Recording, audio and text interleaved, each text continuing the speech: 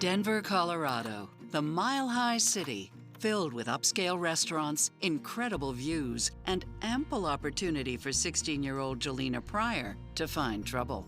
Jolena was a little wild child. She was a good girl, but she was wild because of the friends that she hung out with. But this all changes when a sweet 19-year-old named Rick Klein catches Jolena's attention. Nice catch. Not bad. I'm, Rick, by the way.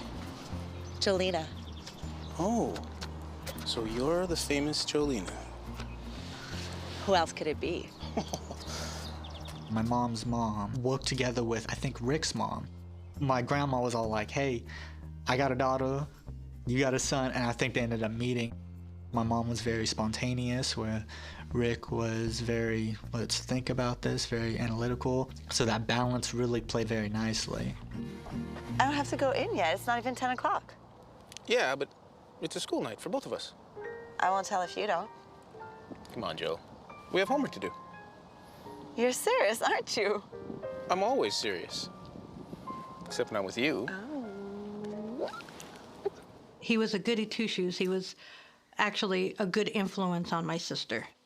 It was a good thing that when they met each other. But while these teenage sweethearts swear their love is eternal, forever just isn't in the cards. I just gotta get out of here. You have to understand that. You're not just leaving town. You're also leaving me. Don't act like you're not. You could come with. You know I can't. My mom needs me. She needs you, or do you need her? She didn't want to leave Mom. Wait! Her and my mom's always had this bond. Always. They had this strong connection. Here. Don't worry. I'll come back for it.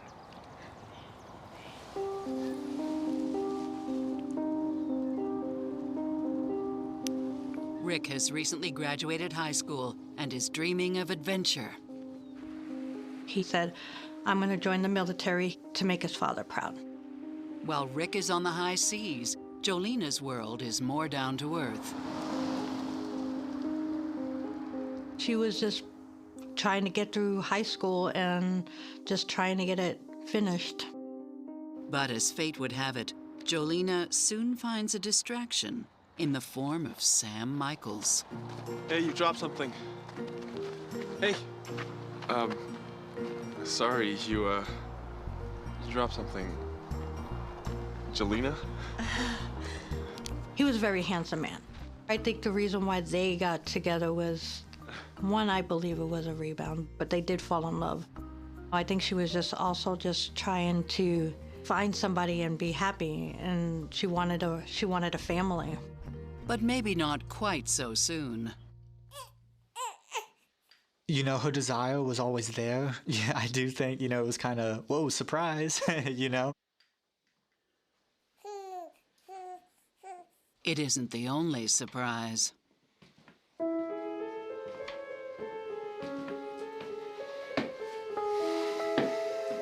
Did you put the baby to bed like I asked? He was very controlling. She was always scared of him, so a lot of times she was afraid to even just give her opinion. For 7 years, Jolena, now a mother of 2, stays silent, clinging to her dream of the perfect family. But a dream can only last so long. You've got to do this. Honestly, I'm not too sure what made her leave. I think it was just the years of the abuse. Jolena knows she and her sons will face challenges if she leaves, but this doesn't stop her. And Sam doesn't make it easy. He insists on seeing his kids. We wanted to see our dad too. As a child, we probably kicking and screaming until we saw our dad. She was not supposed to allow Sam to see the boys alone. He was only supposed to be supervised. And I guess he threatened her or something. He called services and reported that he was seeing his kids unsupervised. And that's how the boys got taken away. He did it because he was trying to hurt her because she had a very close bond to her boys. As Jolena desperately fights for custody of her children, the state has other plans. The boys are first put into foster care, then adopted. It threw her into a depression state. You know, she lost both her kids. They had to put her on anxiety medicines. They had to put her on depression pills. She just felt like she lost her world. She just lost it. I mean, she was just so depressed. Psychotherapist Stacy Kaiser and forensic psychologist Brian Russell wonder about Jolena's state of mind. I could understand deep feelings of frustration with the system, feeling like she'd been railroaded by her husband or ex-husband at that point. These kids were her heart and soul. She felt like she dedicated her life to them, and now she was without them. And not only does that leave a hole in your heart, but when you spend your days taking care of kids and now those kids are gone, you're left with a huge amount of time on your hands to sit and think about the fact that they're no longer there. This could lead her to end up being depressed, forlorn. I would be very worried about her during this time.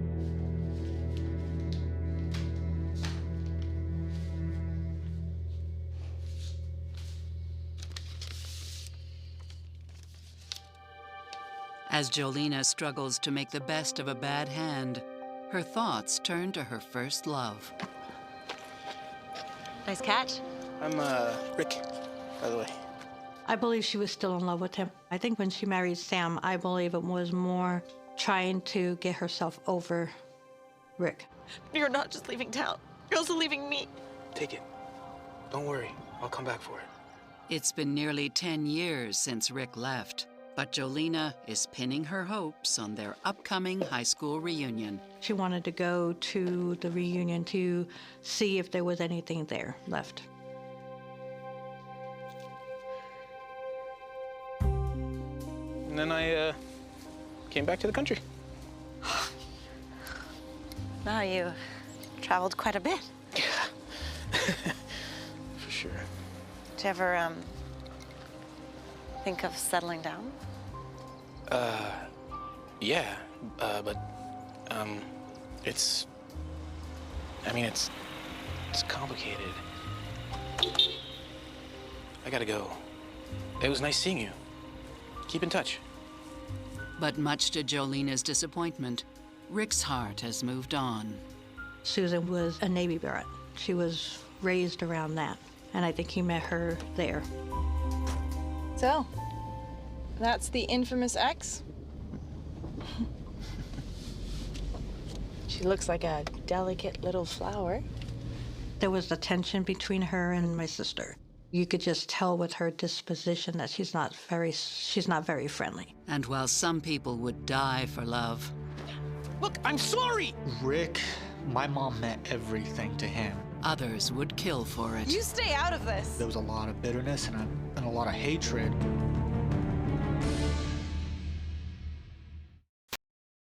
After a devastated Jolena Pryor flees an abusive marriage and loses her children, her old flame Rick resurfaces as a close friend, despite his wife's concerns. Oh my God, look at what Mike Jones looks like now. He looks so old. Well, that's because we're old. No. I mean, just... That friendship and that relationship was so strong during the high school days and growing up together that when they reconnected, it was just kind of like it's always been the same. Honey, you know, here we are, years after we break up and we're having a grown-up play date. You haven't changed a bit.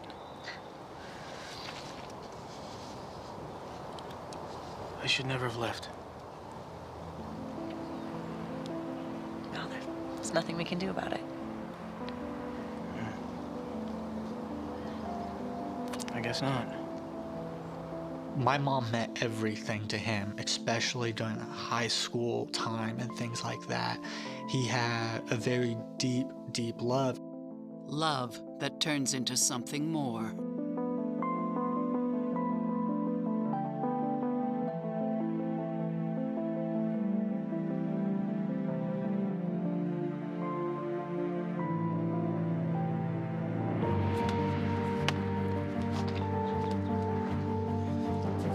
Look, I'm sorry!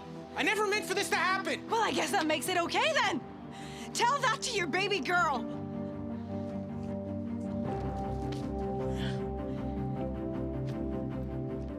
Knowing my sister, I don't think she felt very good about it. But I believe with the feelings that she had for Rick was one of the reasons why she did keep up. The fact that Rick is leaving his wife for Jolena should be a tremendous red flag for her, because oftentimes one person who's willing to cheat will cheat again. Jolena seems to be doing what a lot of people do, which is to idealize, romanticize, fantasize about this idea of love conquering all and love always being the answer and love being undeniable. You have to pursue it. Rick decides to follow his heart, no matter the cost. Shortly after that, they got married. Pretty fast thing. I remember them saying there was a TV crew that came by and they had saw them doing the wedding. They had filmed them and did a little interview on them when they got married. It's a dramatic start to their new life, but their dreams are much more domestic. Rick's working as a trucker, while Jolena stays home. And when Rick's daughter Addison joins them on weekends, they're the portrait of a beautiful family. But something's still missing. Jolena's boys.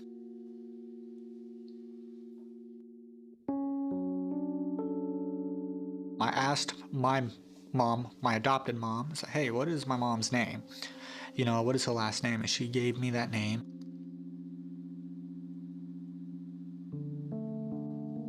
Jolena, come here.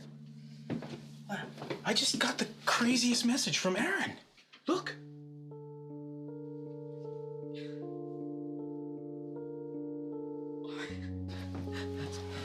And I had a message from Rick and I had a message from my mom, a huge, huge letter of kind of saying, hey, we're so excited and things like that. And then we called and we talked on the phone.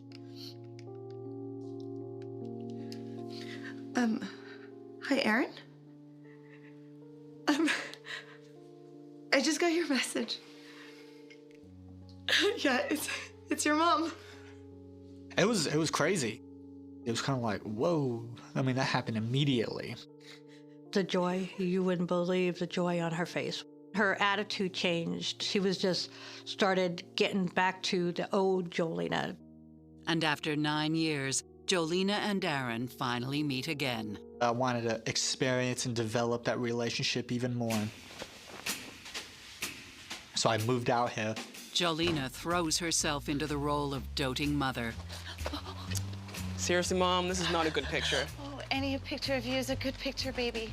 She even takes Aaron's girlfriend under her wing. She was one of those people that even though you were a complete stranger, you weren't a complete stranger when you walked in the house. Who wants punch? The family affair doesn't stop there. Jolena's mother is now living with them, too. And Jolena wanted my mom always there with her. She was very close. They had this bond. I put in just the tiniest bit of Irish cream in the hot chocolate. Luckily, Rick and his mother-in-law are two peas in a pod. My grandma loved Rick. You know, they had a very strong relationship. Are my best girls having a party without me? Coming in? So that's better. But my best girl is still not here. Addison? And Rick's equally devoted to his daughter. Oh, if it's not the Princess of Pensacola. You ready for bed? Huh? Yeah? He loves Addison. He loved her tremendously. Bedtime, smarty pants. Let's go. Rick was a phenomenal dad. You know, he made sure she had everything she needed. Everything but discipline, or so some believe. Addie, where's your homework? So Susan was a very strict parent. Susan thought he was too lax all the time, and he thought that she was too harsh all the time. Don't tell me your dad just let you watch TV all weekend. Get in the car. Seriously? You give her back to me without her homework done for the week? I know you're a loser, but do you want your daughter to be one too? Okay, let's tone it down a little. I think she actually... Excuse me? You stay out of this. And as tempers flare, There was some either bitterness, some saltiness going on that really impacted the both of them. a fire smolders in the Klein home. I swear to God, I don't know what I was thinking. I was like, you're hurting a good person. You do that. You leave.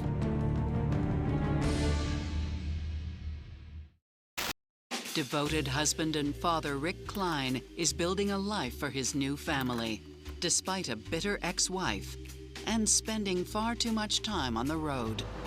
He would be gone for 2 weeks and go home for a week, and that was his schedule as a truck driver. She was accustomed to it with him being gone a lot, but she always wanted him home. To help with her loneliness, Jolena turns to role-playing games on the internet. In these games, you can have friends, and these friends are real people on another screen, somewhere on the other side. I'm off. So, what are you doing for the rest of the night? You know, staring at a computer screen all night, it's not very good for your eyes. My beautiful, beautiful eyes. Yes, baby girl. Your beautiful eyes. All right. I think that she just liked it because even though she had a lot of anxiety, she always wanted to interact with people. She didn't feel comfortable interacting with people outside. Well, not all people. In time, Jolena's second life takes over. It's crazy to finally meet you in real life. There was this dude named Jonathan. Those two were very, very close. They had a really good friendship. Far too good for a married woman.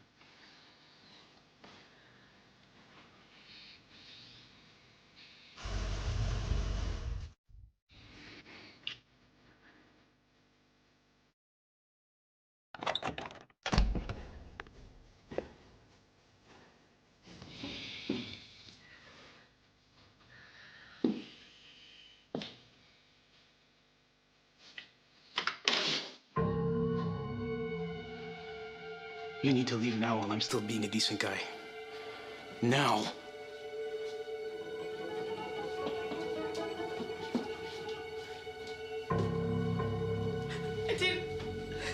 Rick, I didn't mean for any of this to happen. It's just, you're just away so much, Rick.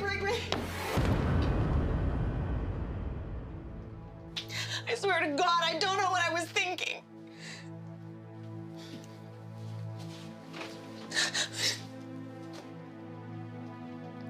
I'm going crazy without you.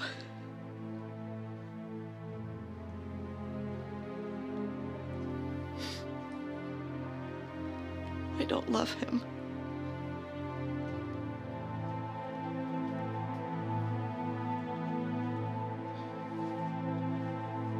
He was still in love with her. They wanted to work through the marriage, and I guess she promised him that she would not talk to him anymore, and from what I know is she never did.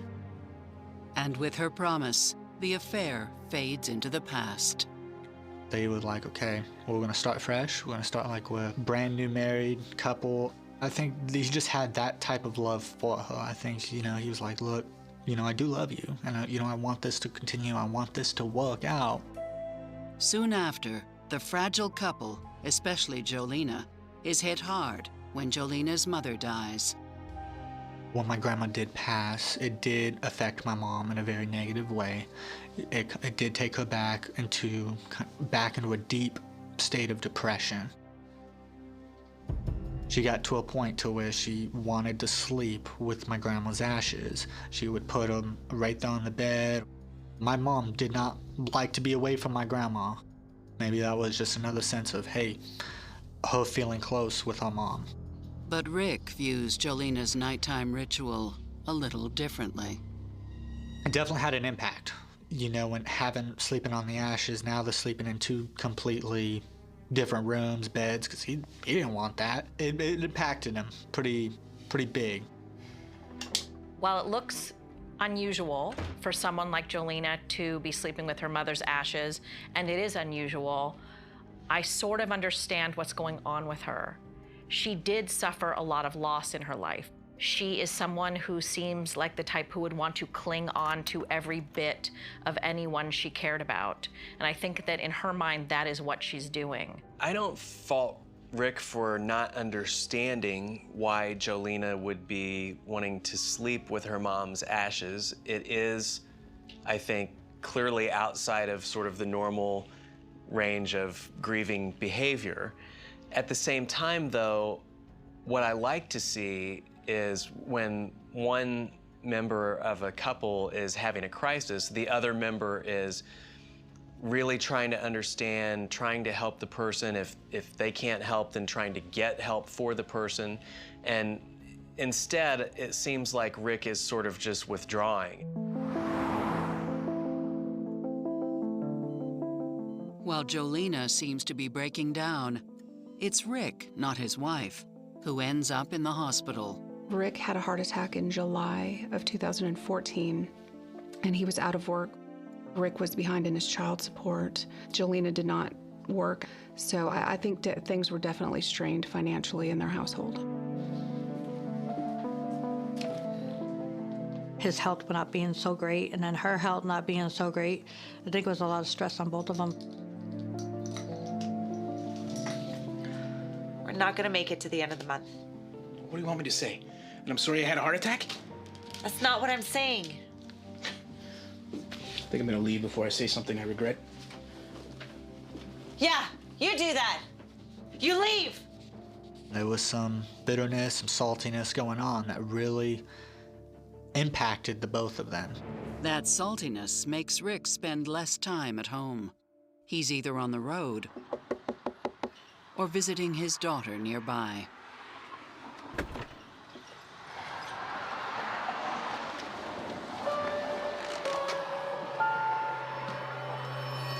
Left alone, Jolina finds a way to cope.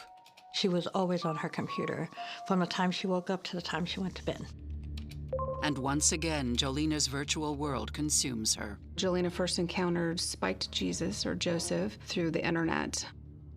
It blossomed very quickly. They initially started off as friends, and then within a very short amount of time, they were talking about 12 hours a day. Some of it was sexual in nature. I know that they sent some provocative images of themselves. I know that they told each other they loved each other. But she doesn't tell him everything. Jolina had been leading Joseph on to believe that she was younger than she actually was. He also was not aware that she was married. And as the secrets start to build, Jolina and Rick's marriage begins to fall apart. So it was just kind of all these things crumbling around her. With deadly results. She went over there and told her and basically rubbed it in her face.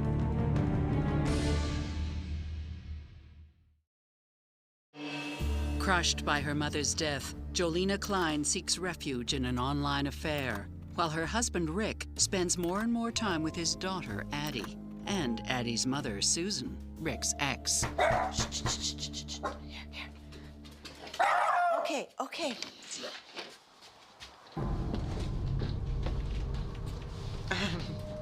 Can I help you? Your marriage is over. What are you talking about? You took my man, and I'm taking him back. You're lying.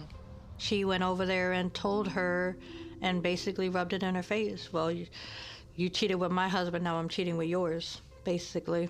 Karma's a bitch, right? If you steal someone's man, you deserve to lose him. You're crazy. Get your ass out of here! Get out! It was in complete shock to find that out. Rick never said anything good about Susan, and Susan never said anything good about Rick. Aaron, baby. Jolena was very upset. Susan was just here.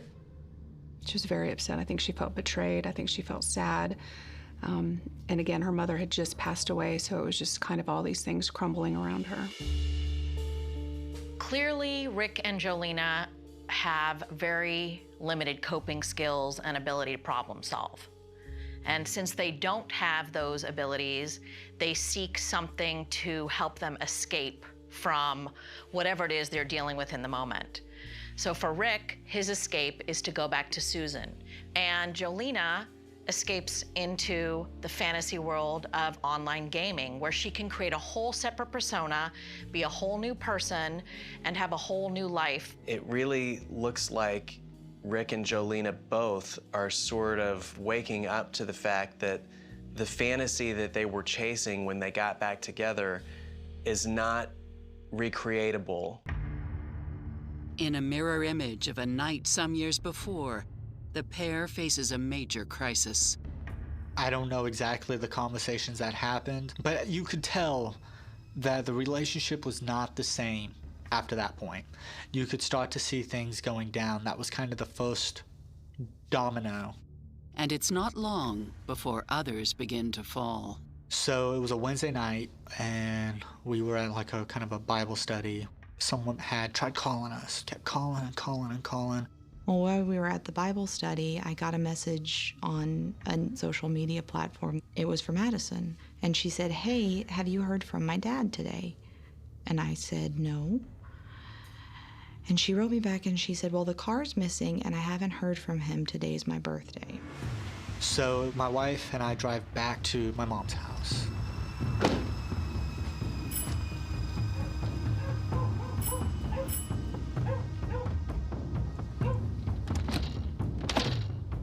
Do we still have the spare?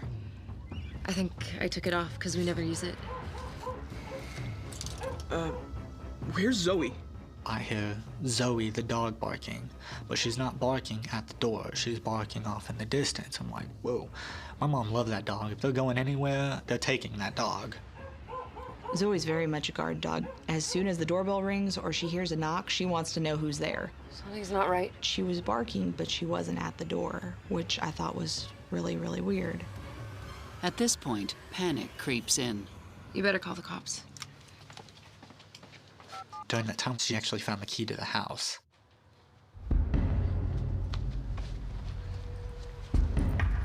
But something tells Aaron not to use it.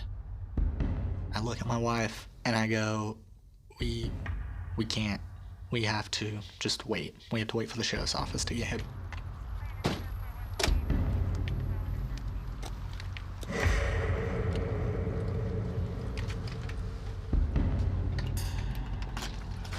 Deputies made entry into the home.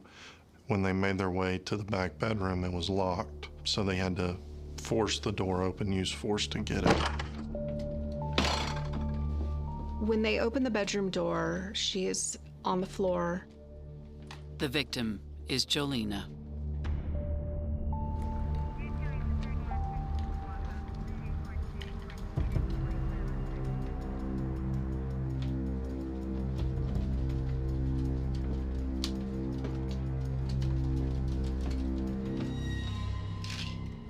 I think at a first glance you could tell that some sort of struggle may have taken place.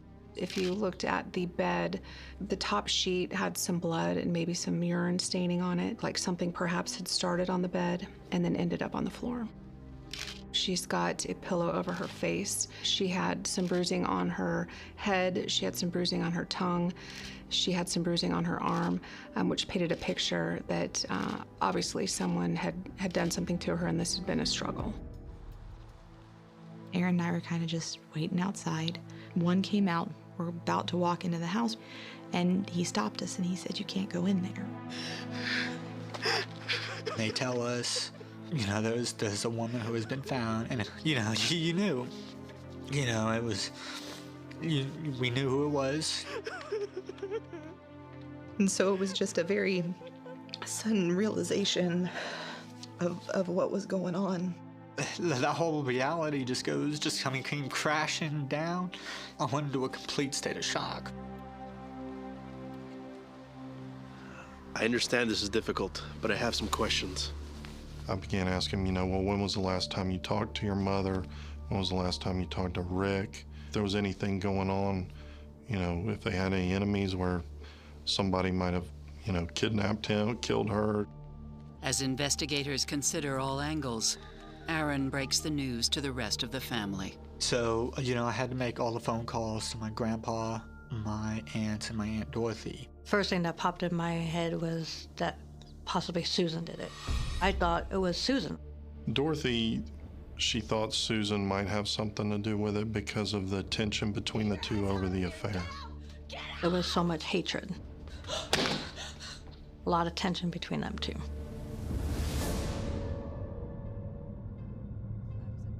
She had a pretty good story. We checked it out and everything, that she told us we could verify. So at that point in time, no, she was not a suspect. But back at the crime scene, police may have just found someone who is. She certainly was having these conversations online with another man. And while police are eager to find out more about Spike Jesus, he could have certainly come into the home and committed the homicide. They aren't sure if they have one victim or two. At this point, we didn't know if Rick was dead, alive.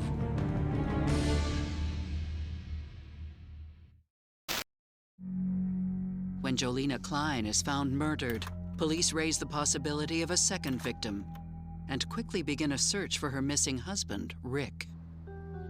We put out a bulletin because at this point we didn't know if Rick was involved, dead, alive. We didn't know anything. So we put a bulletin out. Investigators use every possible method to find him. We were inquiring about the cell phones, but we were informed by the cell phone company that they had been turned off for a few days. We found out that he had used his ATM card at 2 Navy Federal Credit Union ATMs. So we were able to get the video footage, and he had withdrawn all the money out of both his account and Jolena's account. So at that point, we knew, hey, we gotta look into Rick and find this guy because he's got something to do with this. Investigators are certain Rick is on the run. But just where could he be running to? Law enforcement was kind of stifled in what to do next. And there was a lady who worked at a car financing lot who was watching the news and saw Rick's face in the news, and she realized that he was a customer of the car lot. He had purchased a vehicle from that car lot, and because it was financed, it was attached with GPS.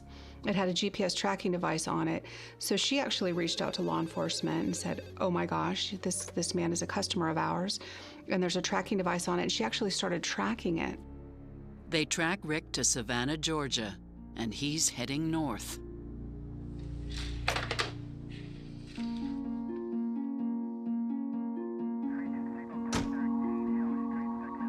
When they finally track Rick down, it's obvious he packed for the long haul. They could see the cooler and all his stuff, clothes and bags in the vehicle. So the police department, they knocked on the window, tried to wake him up. He woke up, and they arrested him. When I was speaking with Rick when he was in custody, his demeanor was like he knew this was going to happen, was not emotional at all. It was like he had already prepared himself. Though the case against Rick is largely circumstantial, once he's arrested, a crucial piece of evidence appears. 2 months after the homicide, Susan brought a letter to the sheriff's office. Susan received the letter the day before Richard was arrested. Rick in the letter described kind of his relationship with Jolena and referred to her as a nightmare. You could tell after reading the letter that Rick really despised and hated Jolena. Law enforcement was under the impression that it was, basically a confession. Armed with the letter and Rick's suspicious disappearance, law enforcement is confident they have their man, even though unknown DNA was found during the investigation. There was an unknown profile of DNA that was found on some of the bracelets. There was not enough to match it to somebody or to exclude somebody. Aaron had testified that he gave some of those bracelets to his mother, and certainly it could have been his. On October 28, 2014, Rick Klein is charged. The case goes to trial 2 years later. The defense tries to explain away Rick's letter. He swears it's not a confession, it's a suicide note. He said that he left and was gone because he was going to go commit suicide because he was out of money, couldn't deal with Jolena anymore. But it's not an easy sell. He was in a hotel in Savannah, Georgia for 7 days, had plenty of opportunity to do it then, and then left there, still fleeing, goes to Chattanooga. The defense also brings up the mysterious DNA. While DA Bridget Jensen sees it as a red herring, the defense views it as a way out. The defense was certainly hammering the fact that there was this unknown DNA profile and this unknown person out there that could have certainly come into the home and committed the homicide of Jolena. At that time during the trial, the defense was certainly hammering the fact that Jolena was having an affair with this unknown online man.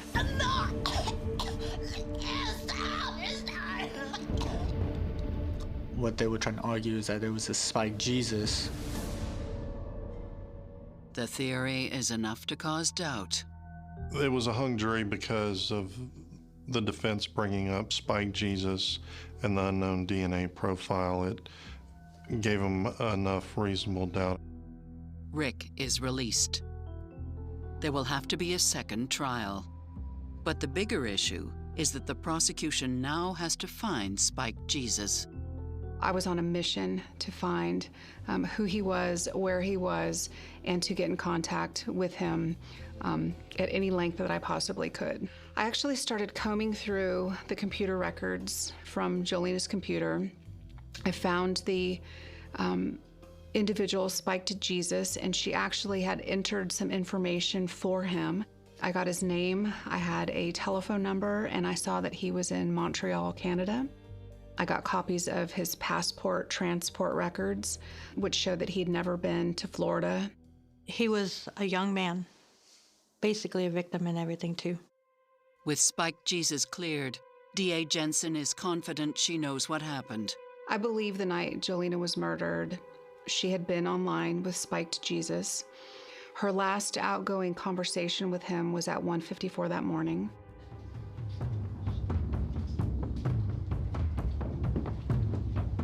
I believe Rick may have gone into the computer room and seen this conversation between her and Spike Jesus.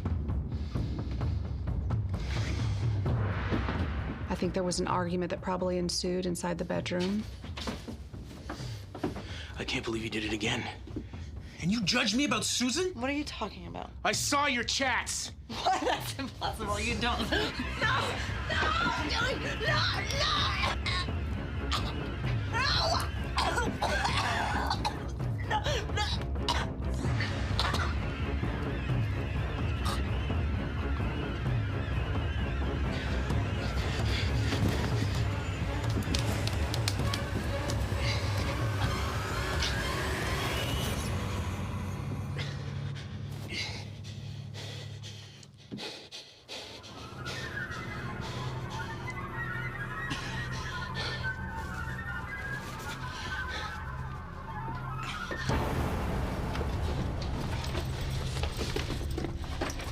After he murdered Jolena, I believe at that point, he packed his belongings. He put the dog in the room with her. He put a water bowl in there.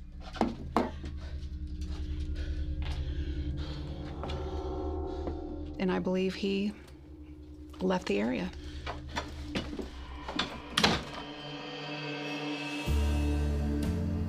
Though the details remain a mystery, what the prosecution does know is enough to convince a jury. At the end of the second trial, Rick was convicted of second-degree murder and sentenced to life in prison. As far as I could tell, he never showed any signs of remorse. He never showed any signs of guilt. People with sociopathic personalities believe their own stories. And I think that Rick bought into the good guy Rick. He never looked at any of his inappropriate and negative behaviors as bad. He always viewed it as following his heart and doing the right thing. And then when things didn't go the fantasy way that he had hoped with Jolena, then I bet Jolena became the victimizer of him and the one who had cost him this wonderful life that he had, which he didn't think was wonderful before, with Susan. And that victimization was big enough in his mind that he could kill Jolena over it. Part of me wants to know why he did it, but then there's a part of me that just says, just let it be, and it's just gonna destroy everything even more. Jolena's family struggles to move on. We had his sentencing, and I let him know, Rick, our family forgives you. That is a very difficult thing to say, first of all. It is not easy, and I still struggle with that on a sense of, do I really forgive him? Because, I had 4 years with my mom. That's all I had. What Aaron does have is a daily reminder of his mother. Zoe is very much like my mom, very quirky in a lot of different ways. It's very special to both my wife and I that we got to keep Zoe and hang on to her. As you know, this is the closest thing that my mom had, and now it's, the closest thing that's part of our lives now, too.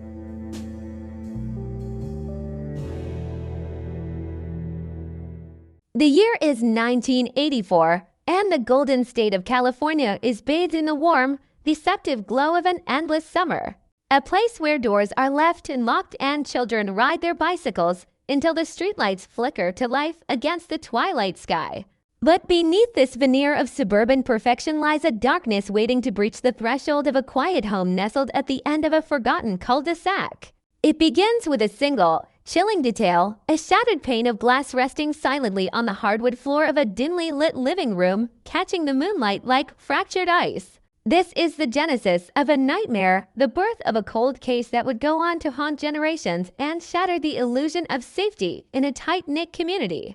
The air that night was thick with the scent of jasmine and impending doom, a stark contrast to the horrific reality unfolding within the walls of a seemingly ordinary residence. A mysterious disappearance sends a shockwave through the neighborhood, a ripple of pure terror that transforms friendly neighbors into suspicious strangers peering through drawn blinds. The victim, a radiant young woman whose laughter was the very heartbeat of the town, vanishes into the abyss of a moonless night, leaving behind nothing but a strange clue, a single, muddy footprint on the pristine carpet, pointing toward a destiny too gruesome to comprehend. The community shock is immediate and paralyzing, a collective gasp that suffocates the town as the realization dawns that a predator is stalking their idyllic streets, hidden in plain sight. Watching from the shadows with cold, calculating eyes, law enforcement descends upon the scene, their flashing red and blue lights painting the neighborhood in chaotic strokes. A frantic search for answers in a house suddenly stripped of its warmth and humanity. Every corner is scrutinized, every shadow interrogated, but the perpetrator has vanished like a phantom, leaving a void that would soon be filled with rumors, paranoia, and an unrelenting, suffocating fear. Days bleed into weeks, and the initial surge of adrenaline gives way to a creeping, insidious dread as the investigation hits a wall of impenetrable silence. Town hall meetings are hastily organized, packing high school gymnasiums with terrified citizens who hurl accusations at one another, their voices echoing with a desperate need for answers. Local vigilante groups form, patrolling the dark streets with flashlights and baseball bats, their shadows stretching long and menacing against the pavement. Detectives work around the clock, their eyes bloodshot, their desks overflowing with desperate tips and dead-end leads, hunting for a ghost who left no fingerprints, no weapon, no discernible motive. The town transforms into a fortress of fear. Children are escorted to school with white-knuckled grips, and the once vibrant parks sit empty, echoing with the silence of a stolen innocence. The police chase phantoms across the state, interrogating drifters, disgruntled acquaintances, and anyone who casts a shadow too long in the afternoon sun. Yet the truth remains stubbornly out of reach, buried beneath layers of deception and meticulous planning. Police sift through mountains of deceptive information, chasing down leads that turn out to be nothing more than malicious gossip or the fevered imaginations of a paranoid public. A prominent local businessman is briefly cast into the spotlight of suspicion, his reputation dragged through the mud before an airtight alibi clears his name, leaving behind only the bitter taste of misplaced blame. A strange clue emerges from the periphery, an obscure type of synthetic fiber snagged on a rosebush outside the shattered window, a whisper of a lead that promises everything but delivers nothing, tangling the investigators in a web of frustration. Local newspapers scream with bold, terrified headlines demanding justice for a life brutally interrupted, while the television screens broadcast the victim's smiling face, a haunting reminder of the light that was extinguished in a senseless act of violence. Her family, fractured by immeasurable grief, makes agonizing televised pleas, their terror-streaked faces broadcast into every living room, begging the faceless abductor for mercy that will never come. Pressure mounts, the community demands a monster to lock away, but the evidence is circumstantial at best, a puzzle with crucial pieces missing, scattered to the winds by a killer who possesses a terrifying level of control and foresight. As the seasons change and the leaves begin to fall, the urgency slowly fades, replaced by a hollow, aching sorrow that settles over the town like a heavy winter fog. The detectives, once fueled by righteous fury, are forced to move on to other tragedies, leaving behind a cold case file that grows thicker with dust and thinner on hope. The victim's family is left to navigate a labyrinth of grief without the compass of closure, their pleas for answers echoing in the empty halls of justice. A tragic symphony of loss that resonates through the decades. Decades roll by, the world moves forward, technology advances, skylines change, but the memory of that fateful night in 1984 remains frozen in time, an ugly scar on the soul of the community. The town tries to forget, burying the trauma beneath new developments and shifting demographics, yet the phantom of the unsolved mystery lingers in the periphery. A dark legend whispered among teenagers gathered around campfires, a cautionary tale traded by parents over backyard fences. The cold case becomes a ghost story, a heavy, unspoken truth that shadows the lives of everyone who remembers the girl who vanished into thin air, leaving behind a legacy of unresolved terror. The police department undergoes overhauls. New generations of detectives inherit the dusty boxes of evidence, opening them with fresh eyes and renewed determination, only to be defeated by the same agonizing lack of clarity that thwarted their predecessors. The case files are digitized. The obscure synthetic fibers are re-examined under the unforgiving lens of modern microscopes. Yet the killer's identity remains securely locked in the vault of the past. The lingering shock of the crime mutates into a chronic, dull ache, a permanent alteration of the town's psychological fabric, proving that time does not heal all wounds. It merely teaches the survivors how to carry the burden of the unknown. It is a suffocating deadlock, a tragic testament to the limitations of human justice, a glaring reminder that sometimes the monsters win, retreating into the anonymity of normal life to hide behind smiles and everyday routines. The absolute silence from the perpetrator is perhaps the most chilling aspect of all, a display of profound sociopathy that allows a murderer to walk among the innocent, breathing the same air, entirely unburdened by the crushing weight of their atrocious sin. But the arc of the moral universe, though exceptionally long, occasionally bends toward a shocking, terrifying revelation when the relentless march of science finally catches up to the hubris of a killer. In a sterile laboratory miles away from the quiet cul-de-sac, a forensic genealogist stares at a computer screen, watching as a complex algorithm weaves together fragmented strands of ancient DNA, connecting a microscopic trace of biological material left at the scene to a sprawling family tree. The relentless evolution of genetic genealogy transforms the infinitesimal, degraded sample of DNA into a beacon of undeniable truth, unlocking a biological vault that the killer believed was sealed forever. Investigators meticulously build a clandestine profile, tracing distant cousins and forgotten bloodlines across continents, narrowing the web with terrifying precision. The breakthrough is silent but earth-shattering, a sudden, blinding flash of truth illuminating 40 years of darkness, tracing a genetic breadcrumb trail directly to a door no one ever suspected. The target of this cutting-edge manhunt is not a hardened criminal living on the fringes of society, nor a nameless drifter consumed by madness, but a pillar of the community. A man whose face is synonymous with kindness, charity, and civic duty.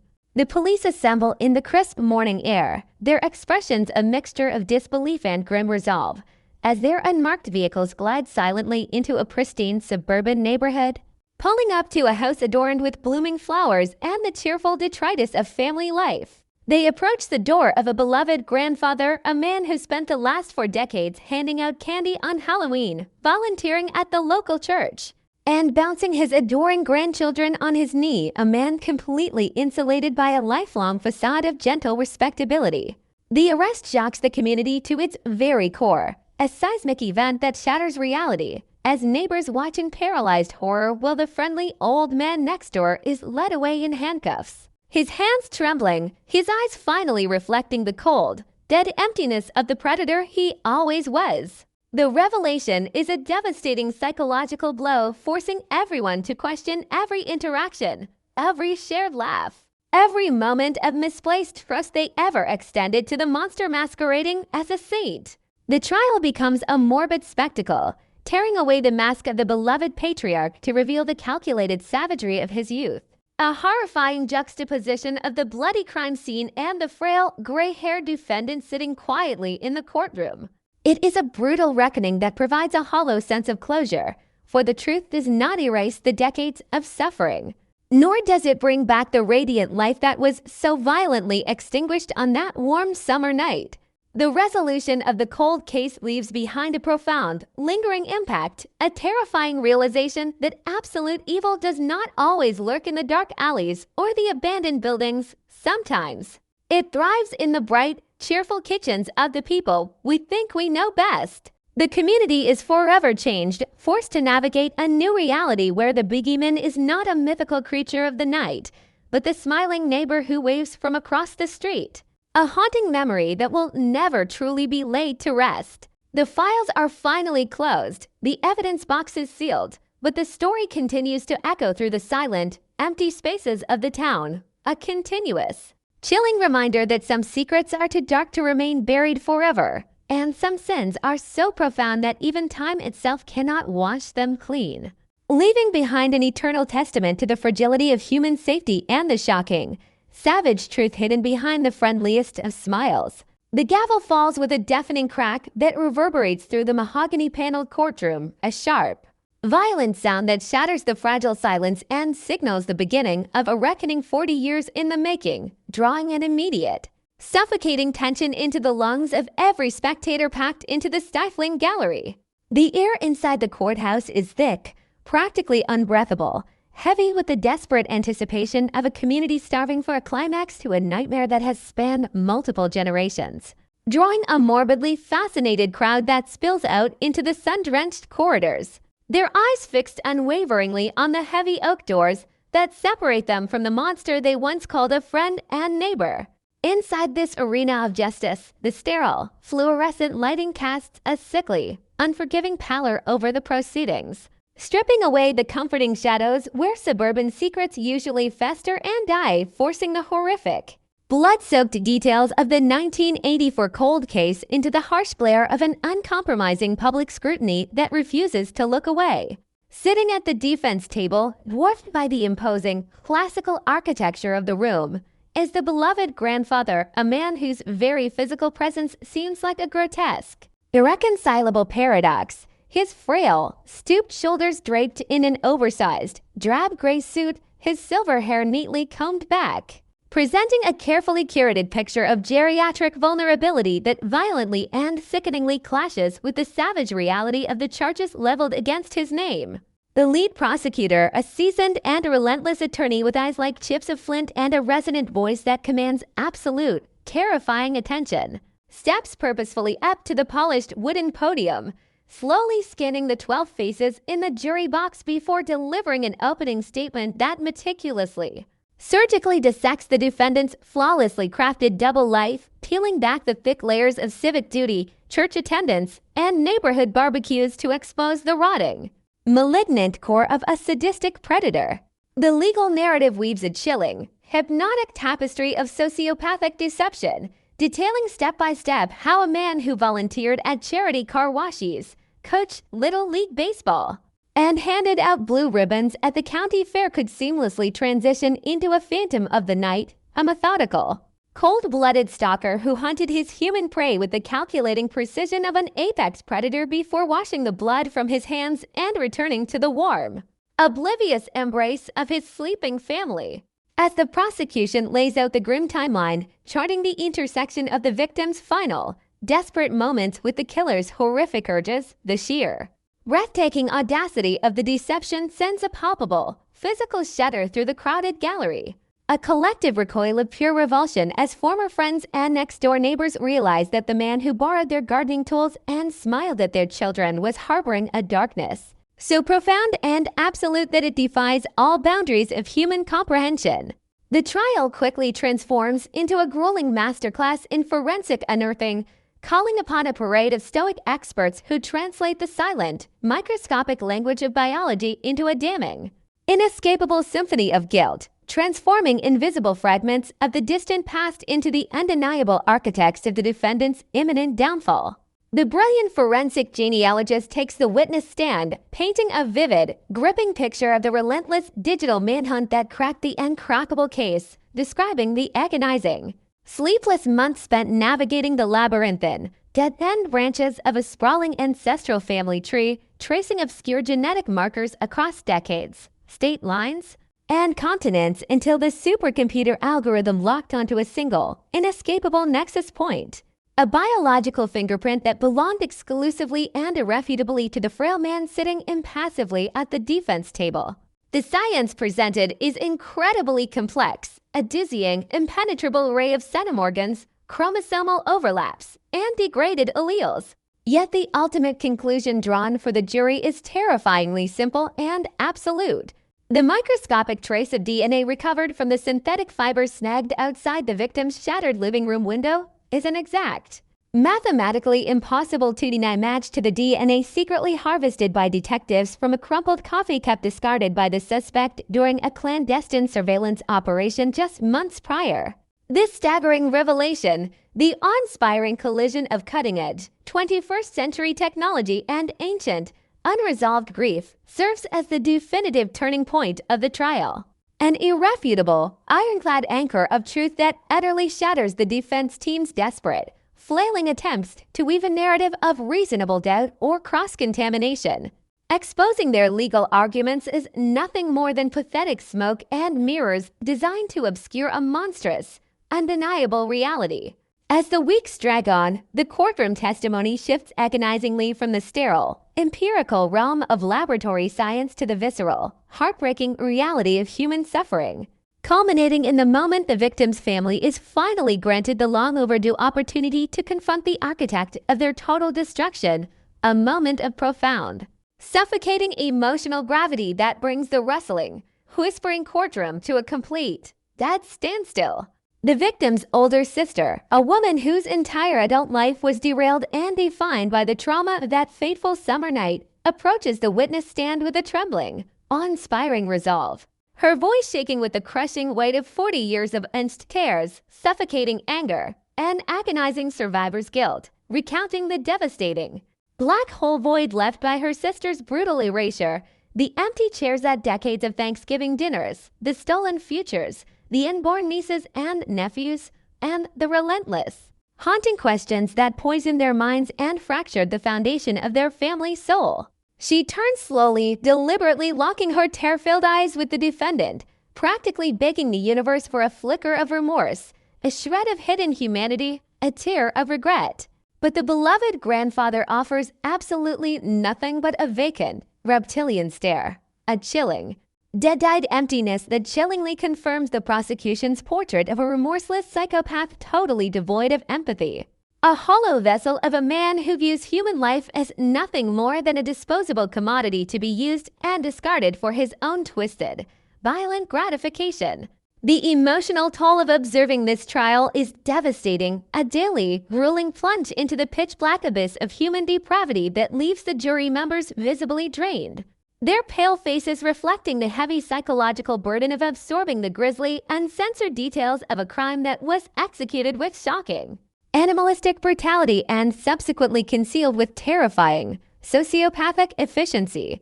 Witnesses from the tight-knit community are reluctantly called to testify, their voices trembling and cracking as they recount seemingly innocuous, everyday interactions from the 1980s that have now been retroactively poisoned and corrupted by the sickening revelation of his true, hidden nature, creating a chorus of retrospective horror as they describe a man who, in hindsight, was always just a little too watchful, a little too controlled, a dangerous, lurking shadow masquerading flawlessly as a beacon of suburban light.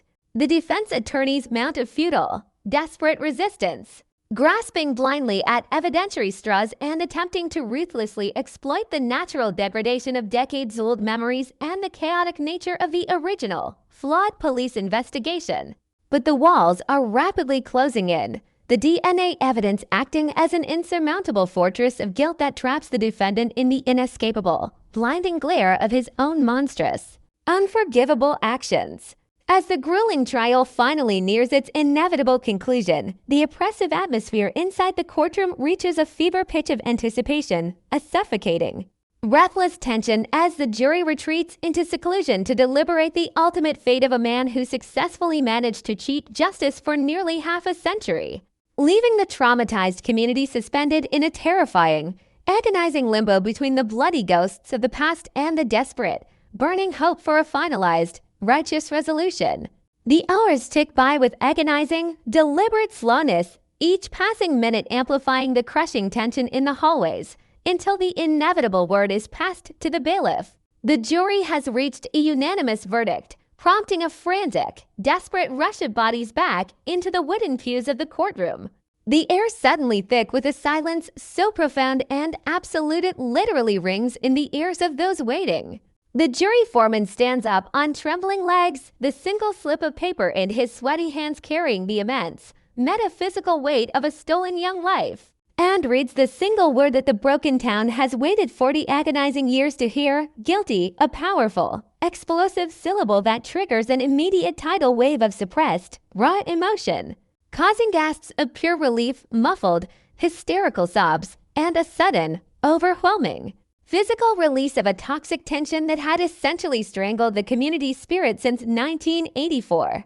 The defendant's reaction to the condemnation of his soul is practically non-existent, a microscopic tightening of the jaw, a minute, almost imperceptible adjustment of his seated posture, representing a chilling, final display of the monstrous emotional detachment that allowed him to mercilessly butcher a young woman and seamlessly return to mowing his lawn and waving at his neighbors without a single backward glance, serving as a terrifying testament to the impenetrable, inhuman armor of a true, textbook sociopath.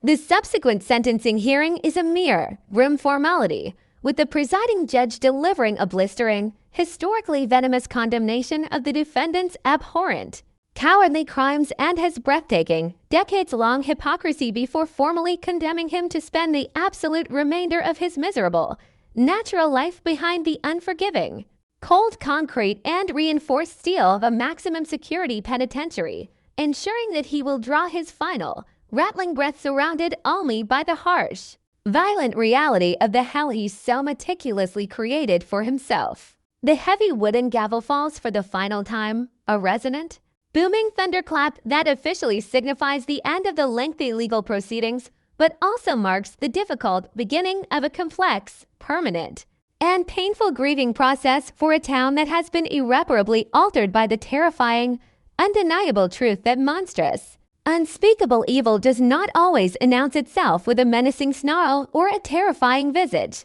but far more often arrives with a warm, disarming smile, a firm, friendly handshake, and an offering of neighborly assistance. The heavy bronze doors of the courthouse swing open, releasing the exhausted spectators into the fading, amber afternoon light, the golden hour casting long, melancholy, stretching shadows across the concrete pavement, presenting a stark, poetic contrast to the pitch-black darkness that has finally been exposed, dragged into the light, and condemned. Leaving the shaken residents to grapple silently with the terrifying, newfound fragility of their own perceived safety. The man once known as the beloved grandfather is unceremoniously led away in heavy iron shackles, his carefully constructed grandfatherly facade utterly and permanently demolished. Stripped completely of his stolen dignity, his false reputation, and his freedom, reduced to a pathetic, broken, shuffling figure marching toward utter oblivion, serving as a stark, undeniable reminder that the long, bending arc of justice, when aided by the relentless, unstoppable march of scientific innovation, will eventually track down the wicked, no matter how deep the dark hole they dig to hide their rotting sins. The ultimate resolution of this infamous, haunting cold case completely closes an agonizing, bloody chapter in the criminal history of California, but it simultaneously leaves behind a permanent, deeply etched psychological scar on the collective soul of the surrounding community, a persistent, whispering, irrational fear that lingers in the quiet,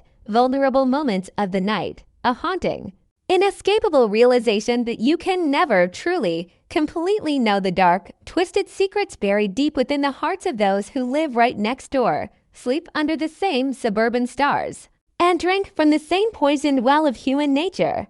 The house situated at the end of the quiet cul-de-sac, once a pristine symbol of suburban tranquility and the American dream, now stands as a silent, cursed monument to the tragedy that unfolded within its walls, its shattered front window having been repaired decades ago, but its very foundation remaining forever haunted by the memory of the innocent blood violently spilled upon its hardwood floors, transforming the residence into a ghost story made flesh, a chilling urban legend fully validated by the unforgiving gavel of the law and the cold, hard science of DNA.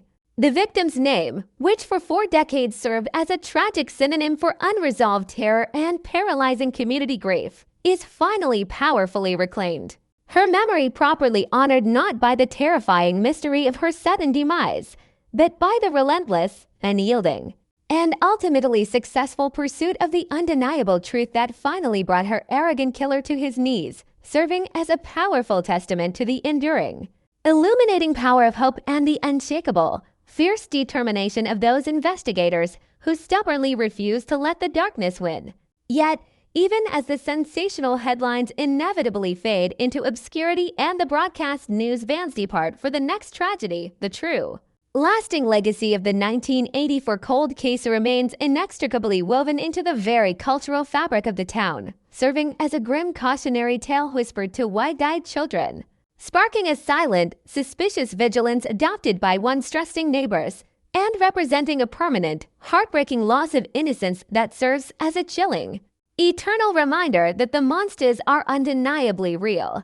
They look exactly like us, and sometimes they are patient enough to wait 40 long years before the harsh light of justice finally catches the dried blood permanently stained on their hands. The heavy iron doors of the maximum security state penitentiary slammed shut with a resounding, metallic finality, sealing the disgraced patriarch within a claustrophobic, concrete tomb of his own meticulous making, a sterile, unforgiving environment that stands in stark, brutal contrast to the sun-drenched, manicured lawns and blooming rose bushes of the suburban paradise he ruthlessly exploited for over 4 decades, completely stripping him of the comfortable, deceptive camouflage that allowed him to hide his monstrous, predatory nature in plain sight, reducing him to a mere, numbered inmate shuffling through the twilight of his life in absolute, terrifying isolation. Back in the seemingly idyllic town, the immediate, chaotic media circus that descended upon the courthouse inevitably packs up its tangle of cables, satellite trucks, and glaring camera lights. Moving on to the next sensational tragedy, yet the deafening silence they leave behind in their wake is far more oppressive than the noise, an invisible, suffocating blanket of lingering paranoia that settles heavily over the quiet streets, the bustling local diners, and the peaceful community parks, permanently altering the psychological DNA of the neighborhood just as definitively as the physical DNA exposed the killer's rotting, black soul. The concept of neighborly trust, once the unshakable, bedrock foundation of this close-knit community, has been irreparably shattered, broken into a million jagged, razor-sharp pieces that can never truly be glued back together, forcing residents to view every friendly wave from across the street, every polite conversation over a backyard fence, and every seemingly innocuous offer to help carry groceries with a new, deeply ingrained, instinctual lens of terrifying suspicion, wondering silently, agonizingly, if the smiling face looking back at them is merely another flawlessly constructed mask of sanity hiding a dormant, bloodthirsty phantom.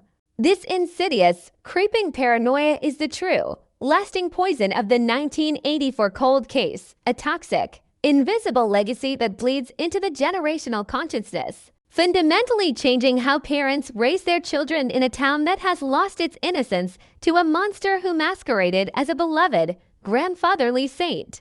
Meaning that doors are no longer left unlocked, children are no longer permitted to wander the twilight streets unattended, and the golden, carefree days of suburban trust are officially, permanently buried alongside the tragic, stolen life of the young woman whose horrific murder set this entire, devastating chain of events into motion. The collateral damage of this shocking, unprecedented revelation extends far beyond the immediate, shattered family of the victim, reaching out like dark, venomous tentacles to completely suffocate the innocent, completely oblivious family of the perpetrator himself, a wife, children, and grandchildren who suddenly find themselves entirely uprooted. Their entire shared history, their cherished family memories, and their very identities violently overwritten by the sickening, inescapable truth that the man they loved, revered, and trusted implicitly was, in reality, a ruthless, calculating psychopath entirely devoid of human empathy. These collateral victims are forced into a brutal, unforgiving exile, quietly packing up their belongings under the cover of darkness, fleeing the only home they have ever known in a desperate, heartbreaking attempt to escape the heavy, suffocating stigma of his abhorrent crimes, forever haunted by the agonizing, unanswerable questions of how they could have been so utterly blind to the darkness residing just beneath the surface of the man who read them bedtime stories and carved their Thanksgiving turkeys, leaving them to carry the heavy, unearned burden of his unforgivable sins for the rest of their natural lives. Meanwhile, the original investigators, the dedicated men and women who sacrificed countless sleepless nights, missed family birthdays, and poured their very souls into the maddening, labyrinthine pursuit of a ghost, find themselves grappling with a complex, bittersweet cocktail of emotions, a profound, heavy sense of professional vindication and righteous justice that is heavily tempered by the agonizing realization of just how much irreversible damage was inflicted during the 40 years.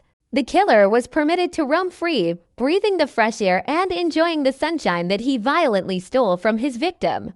The brilliant forensic genealogists, the unsung modern-day heroes of this tragic saga who utilized a miraculous, cutting-edge power of science to finally bridge the impossible, seemingly insurmountable gap between a microscopic, degraded fiber and a living, breathing monster, are hailed as the architects of a new era of criminal justice, their groundbreaking, methodical work serving as a terrifying, undeniable warning to every hidden predator harboring dark secrets in the shadows, a powerful declaration that the relentless, unforgiving march of technology will eventually, inevitably illuminate the darkest corners of the human experience. The victim's family, having endured a grueling 4-decade marathon of unimaginable psychological torture, unresolved grief, and crushing, suffocating uncertainty, finally begins the slow, agonizing process of navigating a world where the agonizing question of who has finally been answered, even if the terrifying question of why remains locked forever within the twisted,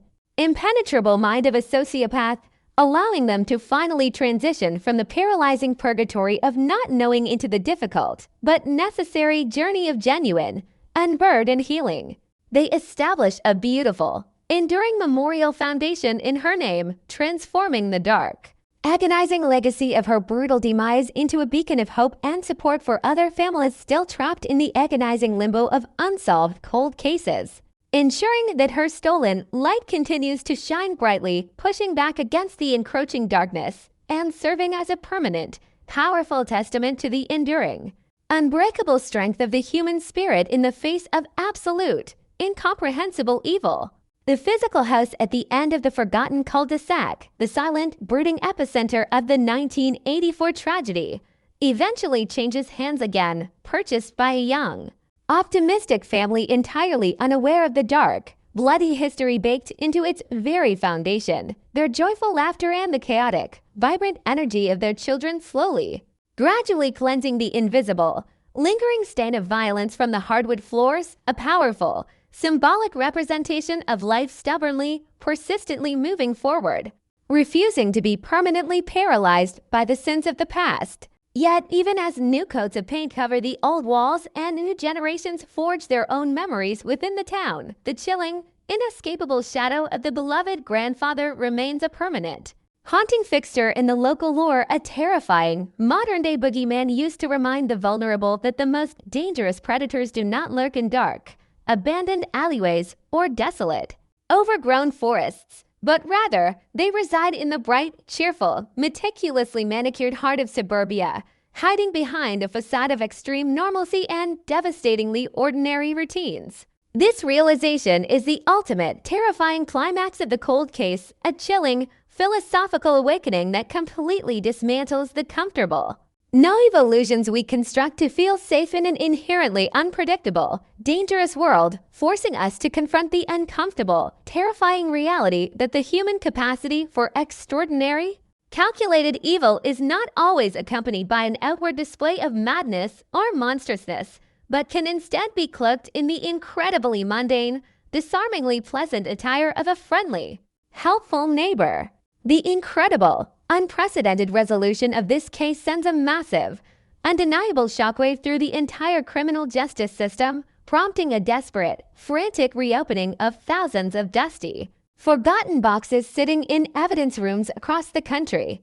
As desperate detectives realize that the same miraculous genetic technology that finally unmasked the California killer could potentially hold the long-lost keys to unlocking countless other mysteries, sparking a renaissance of hope for thousands of grieving families who had long since surrendered to the crushing weight of despair. As the years continue to roll forward and the memory of the sensational trial slowly begins to fade from the immediate public consciousness, taking its rightful place in the dark, historical archives of true crime, the profound, unshakable lessons learned from this horrific ordeal continue to resonate with a terrifying, crystal-clear clarity, serving as a permanent, flashing warning light concerning the extreme fragility of human trust and the terrifying, deceptive power of a carefully constructed, lifelong lie. The man who orchestrated this unprecedented nightmare, now fully stripped of his freedom, his dignity, and his carefully curated identity, will eventually draw his final, rattling breath surrounded by the cold, unforgiving concrete and steel of a prison infirmary, his passing completely unmourned, his dark, rotting legacy completely defined not by the decades of fake kindness he weaponized to shield himself, but solely by the single, horrific act of savage brutality he committed on that warm, moonless summer night in 1984. When that inevitable day finally arrives, the world will not shed a single tear for the monster who masqueraded as a saint, but will instead remember the vibrant, beautiful young woman whose life he so callously extinguished, honoring her memory by remaining forever vigilant, forever questioning the masks that people wear, and forever trusting the cold, undeniable truth of science to shine a blinding, unforgiving light into the darkest, most terrifying crevices of the human soul. The story of the 1984 cold case is no longer just a tragic tale of a life violently stolen or a community forever traumatized. It has evolved into a powerful, enduring testament to the relentless, unstoppable power of justice, a dramatic, cinematic narrative that proves that while the wheels of accountability may sometimes turn with agonizing, heartbreaking slowness, they absolutely never stop turning, grinding down the wicked with an inevitable, crushing force that cannot be outrun, hidden from, or denied, no matter how many decades pass or how deep the secrets are buried. So, as the sun sets on the golden state of California, casting long, stretching shadows across the very same quiet streets where a predator once silently stalked his prey. The community can finally sleep with a small, hard-won measure of peace, knowing definitively that the boogeyman has been permanently locked away. Yet they will always sleep with one eye slightly open, forever burdened by the chilling, inescapable knowledge that true monsters are exceptionally skilled at hiding in the bright, comforting light of day, blending seamlessly into the background of our everyday lives, waiting patiently for the perfect, terrifying moment to let their mask slip and reveal the pitch black, absolute darkness that lies beneath. This permanent state of hypervigilance, this loss of naive, absolute trust in the fundamental goodness of our fellow man, is the heavy, agonizing toll extracted by the revelation of the truth.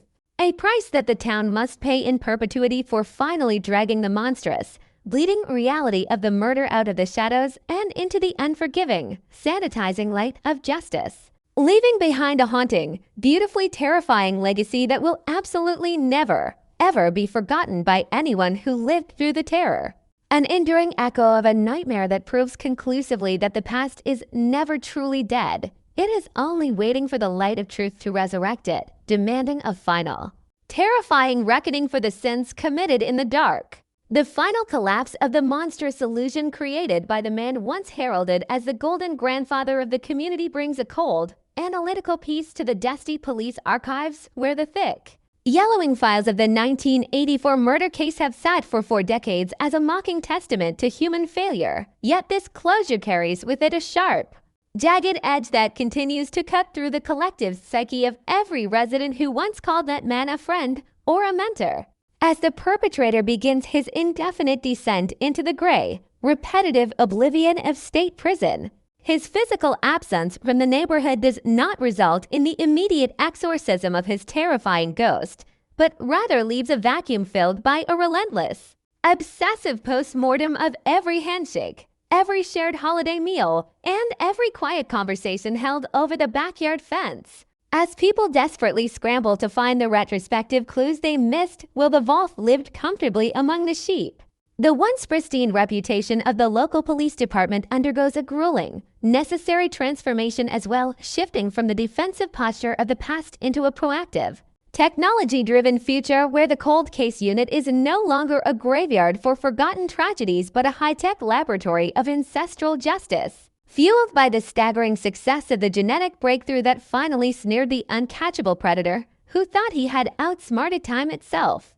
Within the sterile, humming halls of the state's forensic division, the 1984 case is now taught as the definitive textbook example of the intersection between traditional detective work and the miraculous, microscopic power of contemporary biology. A case study that proves that a single, stray skin cell or a microscopic drop of sweat left on a windowsill can wait patiently for 40 years to speak the truth when the living have long since fallen silent or forgotten the details of the crime. The psychological impact on the surviving family members of the victim remains a complex, shifting landscape of profound relief and newly surfaced trauma, as the finality of the verdict forces them to transition from the active, adrenaline-fueled pursuit of a killer into the quiet, echoing halls of a life where the fight is finally over, leaving them to grapple with the realization that while the monster is in a cage, the empty chair at the kitchen table remains a permanent, hollow monument to the life he stole in a moment of savage, senseless impulse. They find themselves visiting the cemetery with a new, heavy sense of duty, whispering the news of the conviction to the cold granite headstone as if the earth itself could absorb the righteous satisfaction of the gavel's fall.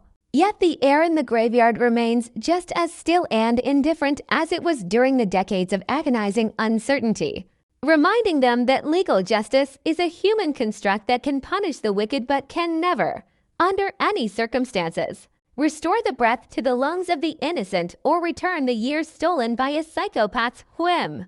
In the prison cell where the former pillar of the community now resides, the walls are closing in with a rhythmic, mechanical certainty, stripped of the accolades, the family photos, and the soft comforts of a suburban life he never actually earned, leaving him with nothing but the internal projection of his own monstrous deeds.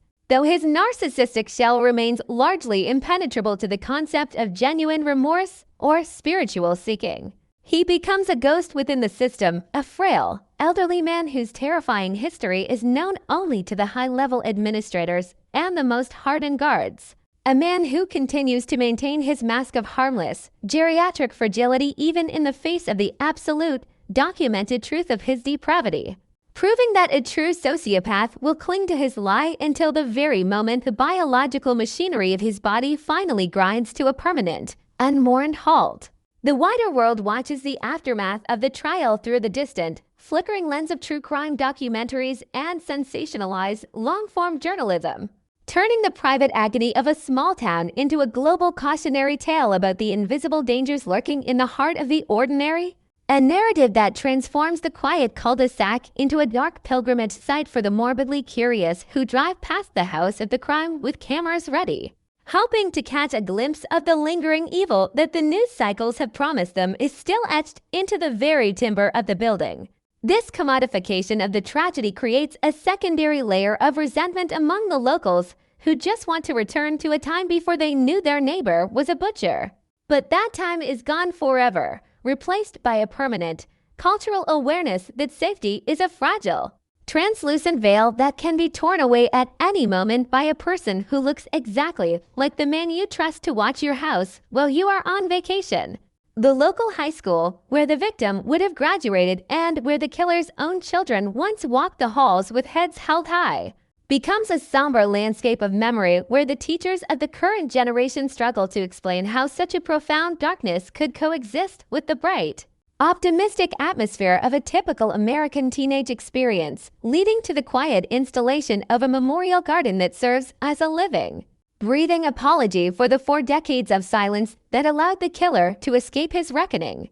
As the biological children of the killer struggle to navigate their own shattered lineages, they are forced to confront the terrifying possibility of the genetic inheritance of violence, a haunting, scientific anxiety that poisons their own experiences of parenthood and forces them to constantly scan their own reflections for a trace of the reptilian coldness that defined their father's secret life, creating a legacy of psychological hypervigilance that may take several more generations to fully dissolve.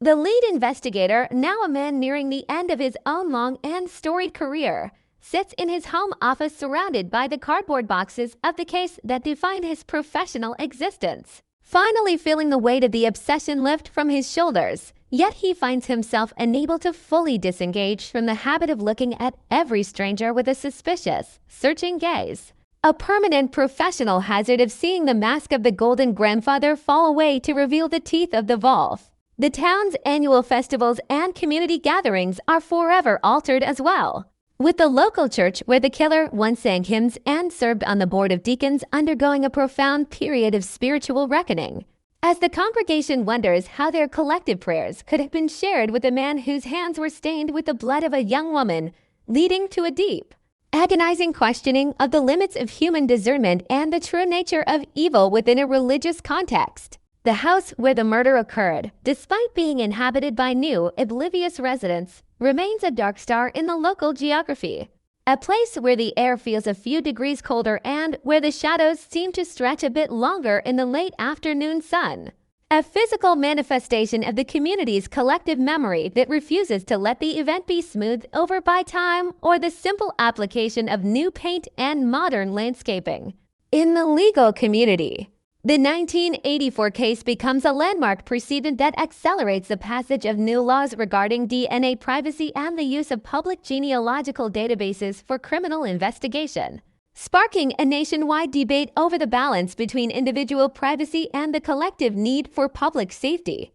A debate that ensures the killer's name will be cited in law school classrooms and legislative chambers for decades to come, even as his physical body rots in a cell.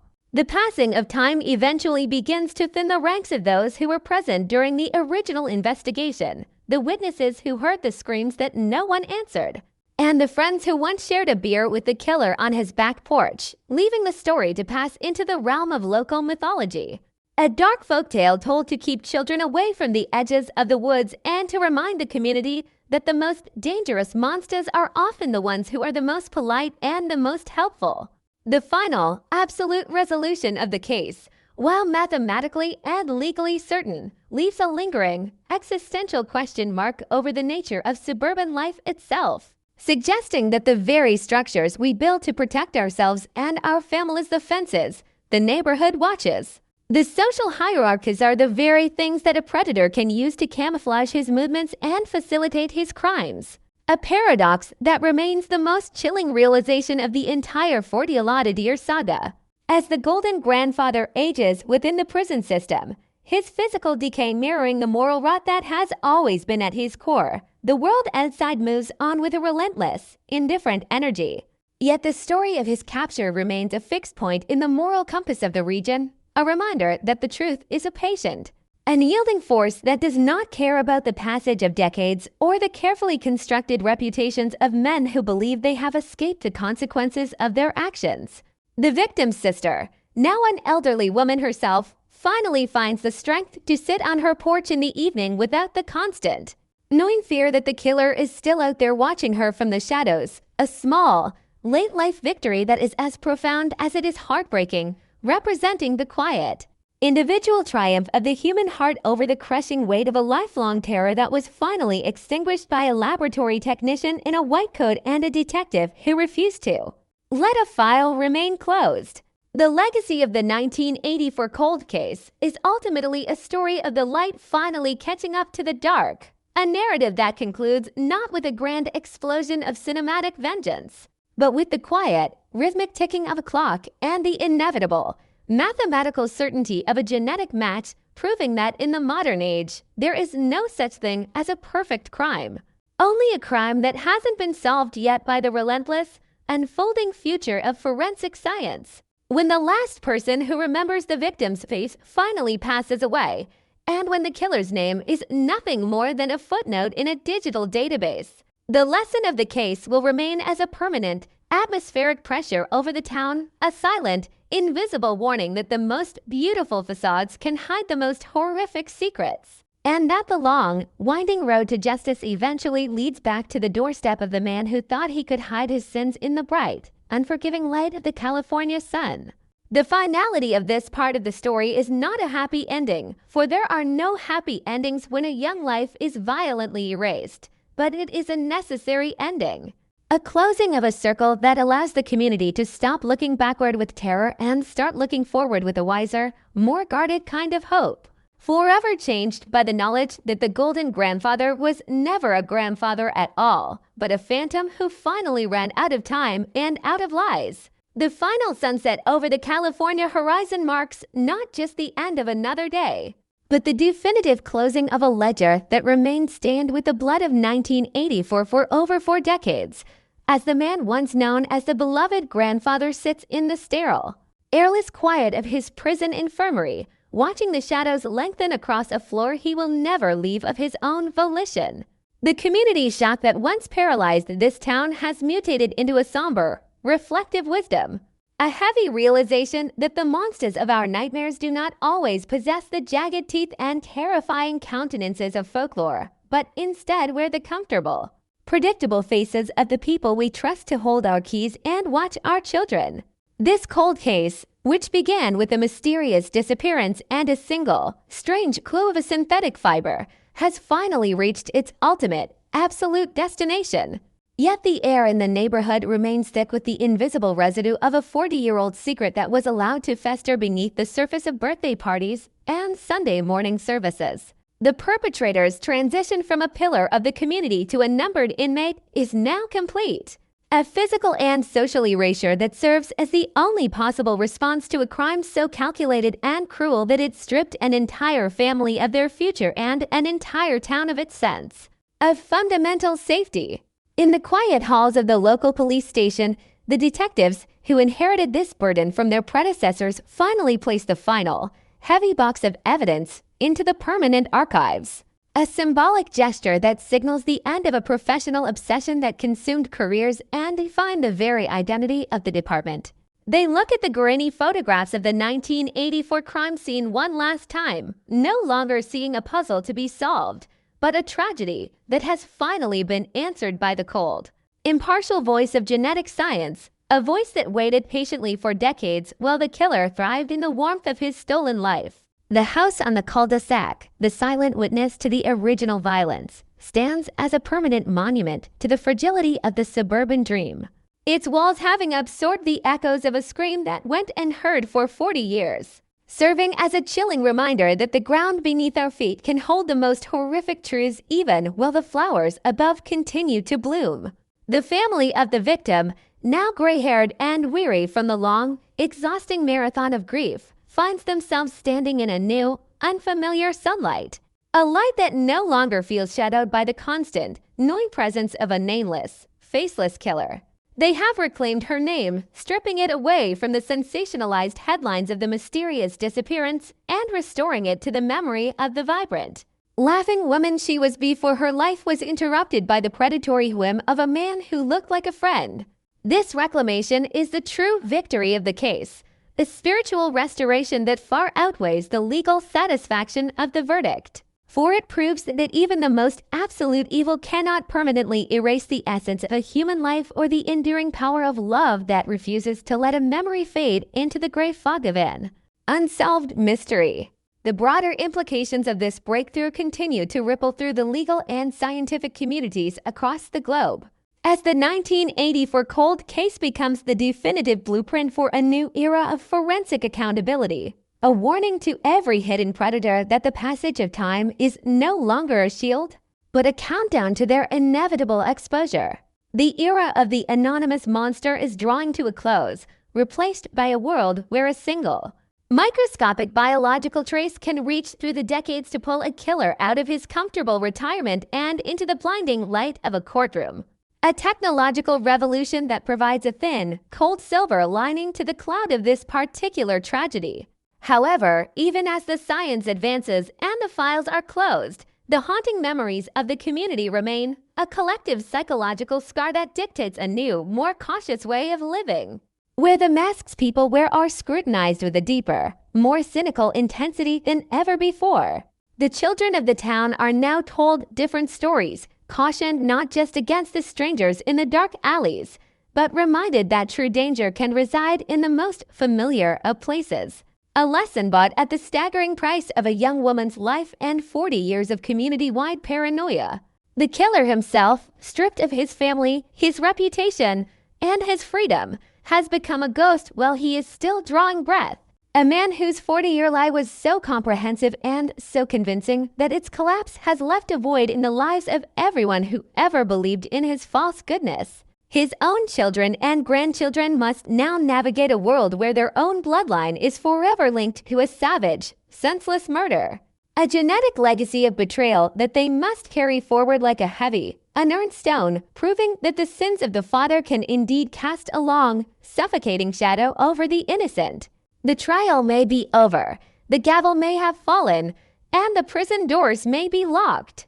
But the atmospheric pressure of the 1984 cold case will never truly dissipate from the California air, remaining as a permanent, invisible weight on the soul of the region.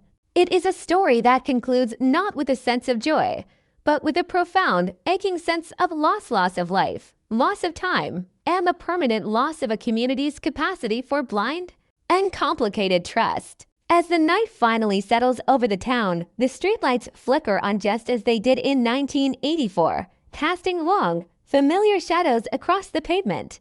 But the residents now look at those shadows differently, knowing that the darkness can hide a neighbor just as easily as it can hide a ghost. The silence of the night is no longer a peaceful silence, but a vigilant one, a quietness that acknowledges the reality of the monster who lived among them, and the reality of the science that finally brought him down. The victim's sister sits on her porch, looking out at the same stars her sister once saw, finally breathing a breath that is not constricted by the fear of the unknown, a small, quiet moment of grace in a saga defined by its lack of mercy. The files will gather dust, the news reports will be archived, and the name of the beloved grandfather will eventually be forgotten by all but the most dedicated historians of crime.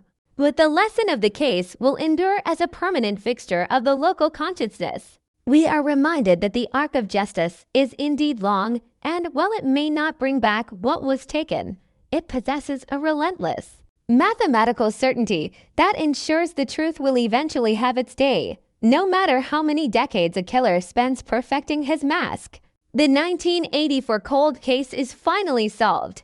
The arrest has shocked the community to its very core, and the beloved grandfather has been exposed as the predator he always was, leaving the world to grapple with the terrifying, undeniable fact that we are never truly alone and we are never truly safe, as long as the human heart is capable of harboring such profound, chilling secrets. The legacy of this case is the enduring image of that single, strange clue, a tiny, synthetic fiber which proved to be stronger than 40 years of deception, more powerful than a lifetime of community service, and more resilient than the arrogance of a killer who thought he had escaped the consequences of his soul.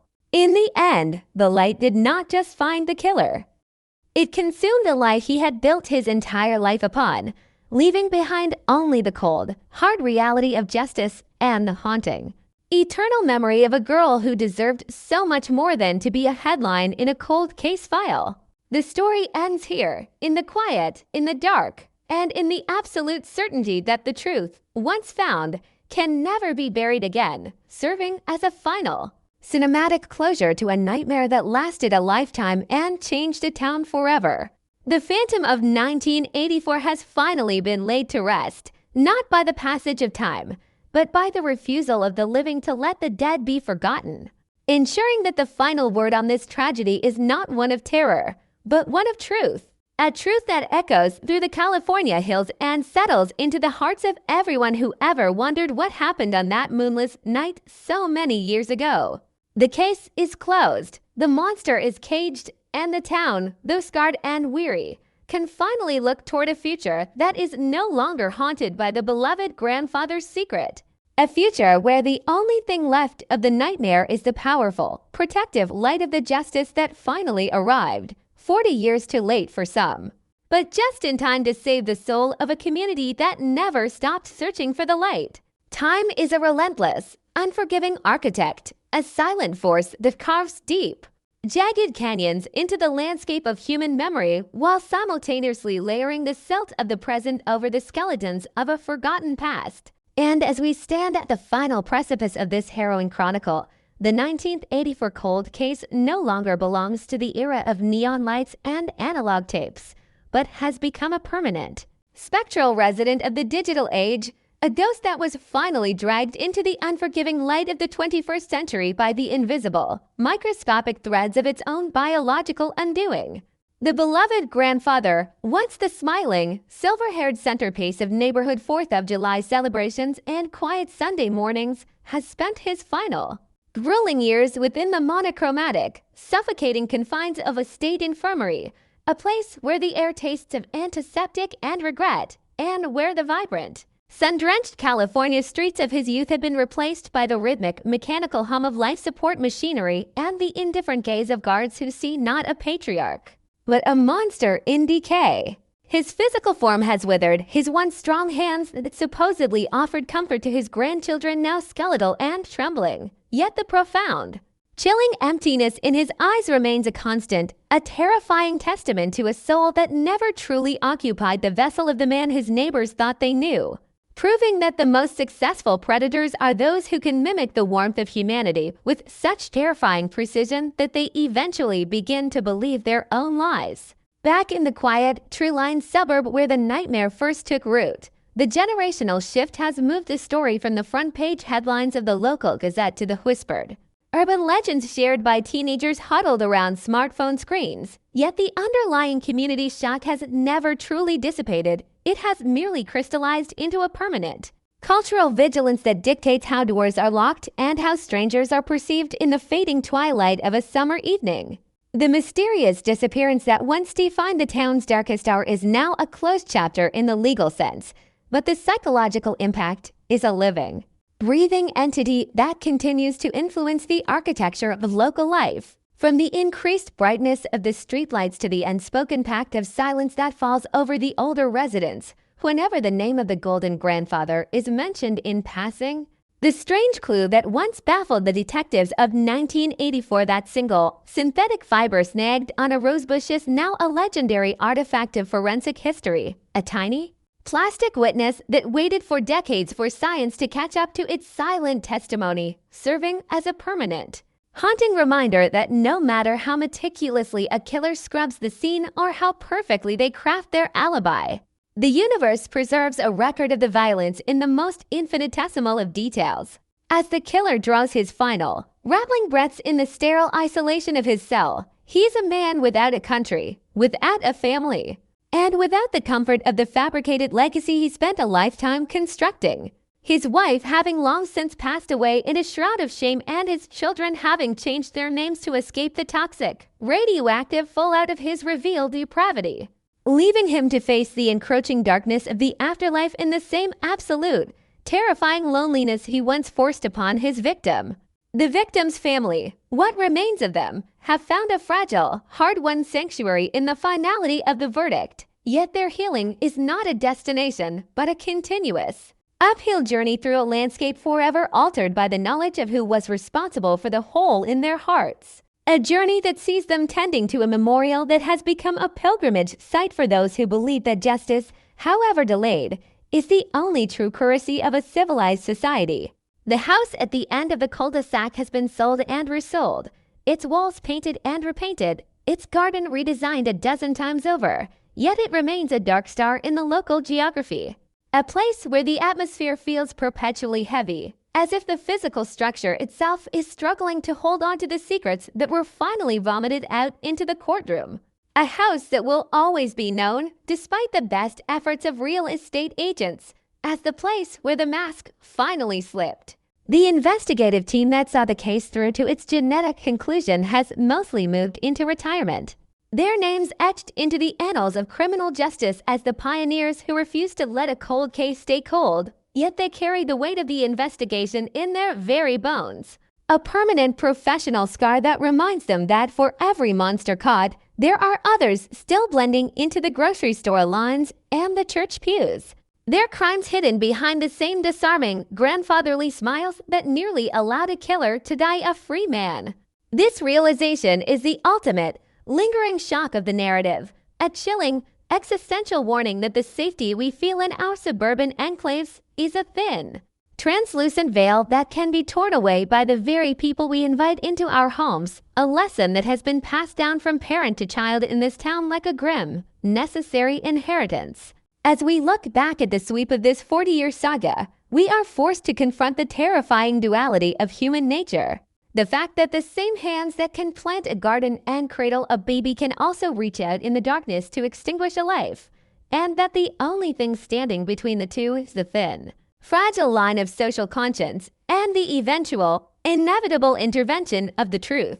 The story of 1984 is a cinematic tragedy that concludes not with a grand, orchestral swell of triumph, but with the quiet, rhythmic ticking of a clock in a lonely prison ward. A sound that marks the final seconds of a life that was built on a foundation of blood and maintained through the most sophisticated deception imaginable. The legacy of the case is the enduring power of the truth to resurrect itself, to claw its way out of the earth and into the light, demanding a reckoning for the sins of the past and providing a voice for the silent victims who have been waiting in the shadows for their stories to be finished. The final fade to black on this case is not a disappearance into the void, but a permanent, brightly lit record of accountability. A testament to the fact that while a killer can hide for 40 years, they can never truly escape the biological fingerprint of their own savage impulses. The town will move forward, the children will grow up, and the 1984 cold case will eventually become a footnote in a digital database. But the haunting memory of the beloved grandfather will remain as a cautionary shadow over the sunny California landscape. A permanent reminder that the people we think we know best are sometimes the ones we should fear the most.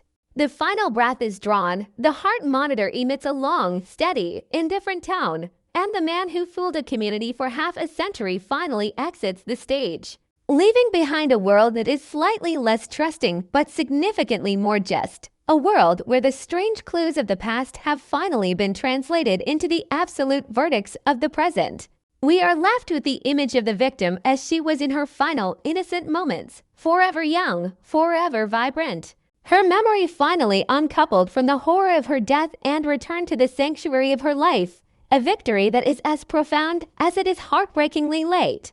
The credits roll on a tragedy that redefined the meaning of justice in the modern age, a story of DNA deception, and the unyielding pursuit of a killer who almost got away with it, leaving us to ponder the secrets that still remain buried in our own neighborhoods and the masks that are being worn by the people waving to us from their porches as we speak. This is the ultimate, chilling legacy of the Golden State Nightmare, a story that proves that time does not heal all wounds. It merely waits for the right moment to expose the rot that lies beneath the surface, ensuring that the darkness of 1984 will never truly be forgotten as long as there is a scientist with a microscope and a detective with a memory that refuses to quit. The finality is absolute, the closure is complete, and the silence that follows is not the silence of a mystery, but the silence of a debt that has finally, at long last, been paid in full by the very man who thought he could outrun his own shadow. The sun sets, the lights come on, and for the first time in 40 years, the ghosts of the cul-de-sac are finally at peace, their stories told, their killers caught, and their light restored to a world that desperately needed to believe that the truth could still prevail in the end. As the final cinematic frame of this investigation dissolves into the blackness of history, we are reminded that every cold case is a promise waiting to be kept, a debt to the dead that the living must eventually settle, and a warning to the monsters still hiding in the light that their time, too, is running out, one genetic marker at a time. The story concludes here, in the cold, hard reality of justice served, a narrative that began with a shattered window and ended with a shattered lie, leaving an eternal, echoing message that no matter how many years pass, the truth is always just one breakthrough away from finding its way home. The legacy remains, the memory endures, and the beloved grandfather is finally forever, unmasked as the phantom who haunted a town and defined an era of terror. A cinematic conclusion to a tragedy that reminds us all that the most dangerous secrets are the ones we carry in our own blood, waiting for the light to turn them into the evidence of our own destruction. The final, rattling breath of the man once celebrated as a golden pillar of the community does not bring a celestial choir or a sudden, dramatic shift in the atmospheric pressure of the California coast, but rather a profound, heavy silence that settles over the prison infirmary like a shroud of gray lead, marking the absolute end of a biological lie that lasted for over 40 years. There are no family members waiting in the sterile hallway to claim the remains of the man who was once a father, a husband, and a grandfather. For the name he once carried with such unearned pride has become a toxic brand, a linguistic poison that his descendants have surgically removed from their lives to ensure the survival of their own sanity. The state handles the final arrangement with a cold, bureaucratic efficiency, disposing of the physical vessel of the 1984 killer in an unmarked, forgotten corner of a potter's field. An anonymous ending for a man who spent his entire life meticulously crafting a legacy of respectability while hiding the rotting carcass of a predator beneath his suburban floorboards. Back in the town that was forever altered by his savage whim, the news of his passing is not met with celebration or even a sense of profound closure, but rather with a quiet, collective exhale. A realization that the physical manifestation of their greatest fear has finally been erased from the earth, leaving behind only the spectral, haunting memories of a crime that refused to be forgotten. The local newspaper runs a final, somber retrospective, juxtaposing the grainy, black and white photographs of the 1984 crime scene with the high-resolution digital images of the genetic genealogy charts that finally brought the monster to his knees, creating a visual bridge across 4 decades of unresolved grief and scientific innovation. The archive room at the local precinct, once a chaotic tomb of cold case files and dead-end leads, is finally reorganized, the thick, weathered box labeled 1984 being moved from the shelf of active nightmares to the vault of historical curiosities. Its contents, the synthetic fiber, the photographs of the shattered window, the original handwritten notes of long-dead detectives, now serving as a museum of a lost era. The detectives who spend their days in that room now look at the box with a sense of awe, realizing that they are the keepers of a story that proved the impossible.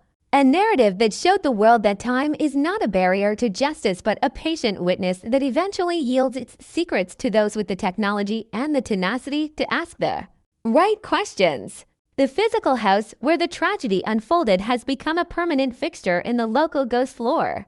A place where the current inhabitants find themselves unconsciously checking the locks on the windows even in the middle of a bright, sunny afternoon. As if the walls themselves have retained the memory of the terror and are silently warning the living to stay vigilant.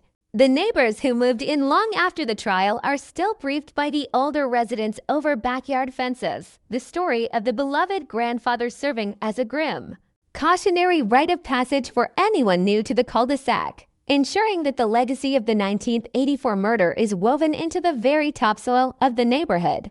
This is the true, lasting impact of the cold case, not just the arrest or the conviction, but the permanent alteration of the town's spiritual geography. A transformation of a place of safety into a place of perpetual low-level anxiety where the shadows are never just shadows and the smiles are never just smiles. The victim's sister, now in the twilight of her own life, sits on her porch and watches the sunset, the same sunset her sister was denied 40 years ago. And she finds that her heart is no longer a battlefield of rage and confusion, but a quiet, hallowed space where the memory of her sister is finally allowed to rest in peace, uncoupled from the horrific details of her death. She has outlived the monster, she has outlived the mystery, and she has outlived the silence. A quiet triumph of the human spirit that stands as the only true antidote to the senseless brutality of the 1984 summer night. The legacy of the case also persists in the halls of academia and law enforcement training centers, where the grandfather paradox is studied as a masterclass in behavioral deception, forcing new generations of criminal profilers to acknowledge that the most dangerous predators are often the ones who are the most embedded in the social fabric, utilizing their age, their family status, and their civic contributions as a Kevlar vest against suspicion. The shock of the community is now a historical fact, a data point in the study of sociological trauma, reminding us that a single act of violence can ripple through time for a century, affecting the choices, the fears, and the relationships of people who weren't even born when the glass first shattered on that hardwood floor. The genetic markers that finally trapped the killer are now part of a global network of justice, a digital web that grows stronger with every passing day, ensuring that the killers of today will never enjoy the 40-year reprieve that the California grandfather so arrogantly believed was his right. A legacy of accountability that is perhaps the only positive thing to emerge from the wreckage of the 1984 cold case. The story is a cinematic leap of terror and truth, a narrative that begins in the dark and ends in the light. Yet the light it provides is not warm or comforting, but the harsh, sanitizing glare of an operating room, exposing the deep, infected wounds of a community that was forced to heal without the benefit of an anesthetic. As the final cinematic voiceover fades into the background of our collective consciousness, we are left with the image of the Golden State in 1984, a place of deceptive beauty and hidden rot, and the image of the same state in the present day, a place where the secrets of the past are being unearthed by the technology of the future, one cold case at a time. The ultimate resolution of this case is a testament to the fact that while a human life is ephemeral and fragile, the truth is an obsidian stone, unyielding and eternal, waiting in the dirt for someone to pick it up and use it to break the windows of a killer's sanctuary. The beloved grandfather is gone, the victim is at rest, and the town continues its slow, rhythmic march into the future. But the air at the end of the cul-de-sac will always hold a trace of that 1984 night, a lingering vibration of the moment the safety was lost and the mystery began. A haunting echo that serves as the final, absolute word on a tragedy that defined a generation. The cinematic narrative of this cold case is a reminder that justice is not a moment in time, but a process of reclamation, a slow, methodical undoing of a lie that began with a shattered window and ended with a shattered man, leaving behind a world that is a little more aware, a little more guarded, and a lot more honest about the darkness that can reside in the heart of the ordinary. The final frame of this story is not the prison cell or the courtroom, but the face of the young woman as she was before the night of 1984. A face that finally belongs to the town again, no longer a symbol of fear but a symbol of the truth that was eventually found, a legacy that will outlast the killer, the detectives, and the very walls of the house where it all began, ensuring that the 1984 cold case is not just a story of a murder, but a story of the light that refuses to go out. The absolute silence that follows is the only appropriate response to a journey that spanned 40 years and centuries. A journey that proved that even the most beloved mask cannot withstand the relentless, microscopic scrutiny of justice, and that every cold case, no matter how frozen in time, eventually melts under the heat of the truth, leaving behind the stark, undeniable bones of what actually happened in the dark. This is the end of the script, the end of the haunting, and the beginning of a history where the Golden Grandfather is remembered only as a cautionary tale. And the 1984 cold case remains a permanent, shining beacon of the fact that the dead do not stay silent forever, and the wicked do not escape the reckoning of their own blood. The world keeps turning, the tides of the Pacific continue to wash against the California shore, and the people of this town go about their lives. But they carry with them the indelible mark of this solved mystery, a badge of survival and a shield of scientific truth. No longer will the synthetic fiber be a source of frustration, but a symbol of precision. And no longer will the name of the victim be spoken with a shudder, but with the quiet dignity of a life that mattered. The monster died in the dark, but the truth lives in the light, and that, in the end, is the only story worth telling.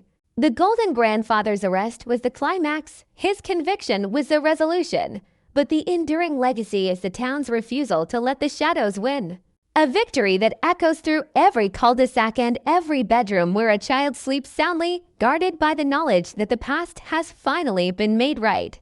The cinematic journey concludes, but the truth remains a cold, hard, and beautiful fact that time can never erase. The silence that follows the absolute erasure of a monster is not a hollow void but a heavy, resonant atmosphere that clings to the very rafters of the suburban homes and vibrates within the polished corridors of the justice system, serving as a permanent reminder that while a body can be buried and a file can be closed, the radioactive fallout of a 40-year deception never truly dissipates from the collective consciousness of a wounded community.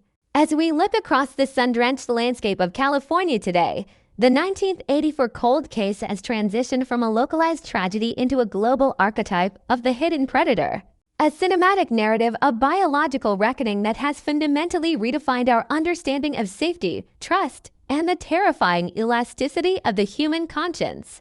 The beloved grandfather is gone, his physical presence reduced to a handful of dust in an unmarked plot that the earth itself seems to reject, yet his legacy remains as a dark, instructional shadow over the Golden State. A permanent cautionary tale whispered in the hallowed halls of forensic academies where the next generation of truth seekers learns that the past is never truly dead and that every secret carries its own inevitable expiration date. The house at the end of the cul-de-sac, now inhabited by a family who only knows the story as a distant, digital urban legend, has been scrubbed of its physical evidence. Yet the metaphysical weight of that 1984 night remains etched into the very grain of the hardwood, a haunting frequency that only those who lived through the terror can truly hear. This final chapter of this saga is not about the arrest or the trial or even the death of the killer, but about the eternal, unyielding power of the truth to reshape the universe in its own image, proving that the moral arc of the cosmos does not just bend toward justice, it eventually snaps back with a violent, surgical precision that no mask of suburban respectability can ever hope to withstand.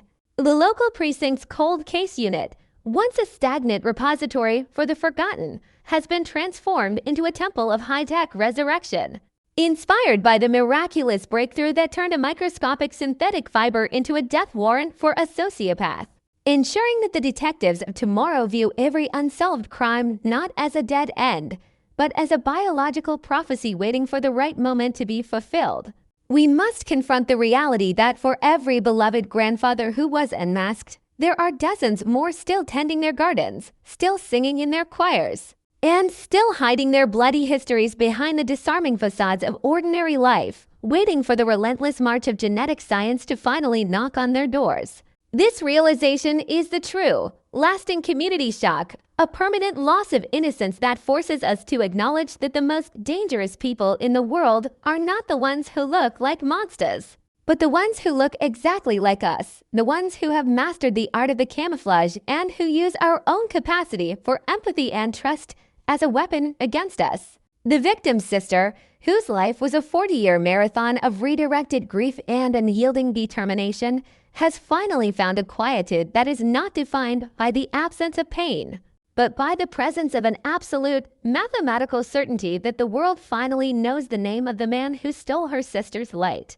She has seen the end of the story, she has witnessed the collapse of the lie, and she has stood at the crossroads where technology and tragedy met to create a new kind of peace. A peace that is as cold and hard as the DNA strands that provided it. The town itself has moved on in the superficial sense, with new businesses and new residents filling the spaces once occupied by those who remembered the 1984 screams. Yet the story remains woven into the cultural topsoil, a dark nutrient that feeds a more cautious, more vigilant way of being, proving that you can never truly return to the state of grace that existed before the glass shattered. The files in the archive are now digital ghosts, their data points cross-referenced across international databases, ensuring that the killer's unique biological signature is preserved forever as a landmark of human depravity and scientific triumph. A digital monument to the fact that accountability is an inescapable force of nature. As the cinematic camera of history zooms out from that quiet California street, we see a sprawling web of similar stories. A constellation of cold cases being ignited one by the same forensic fire that consumed the Golden Grandfather, creating a new map of justice that stretches across the decades and offers a glimmer of hope to thousands of families still trapped in the dark. The finality of this part of the journey is an invitation to look deeper at the world around us, to realize that the truth is often hiding in plain sight, and that the only thing required for evil to flourish for 40 years is for the technology of the light to remain in its infancy. But that infancy is over, and the era of the hidden predator is being systematically dismantled by the very blood they shed. A poetic and terrifying irony that serves as the ultimate conclusion to the 1984 nightmare.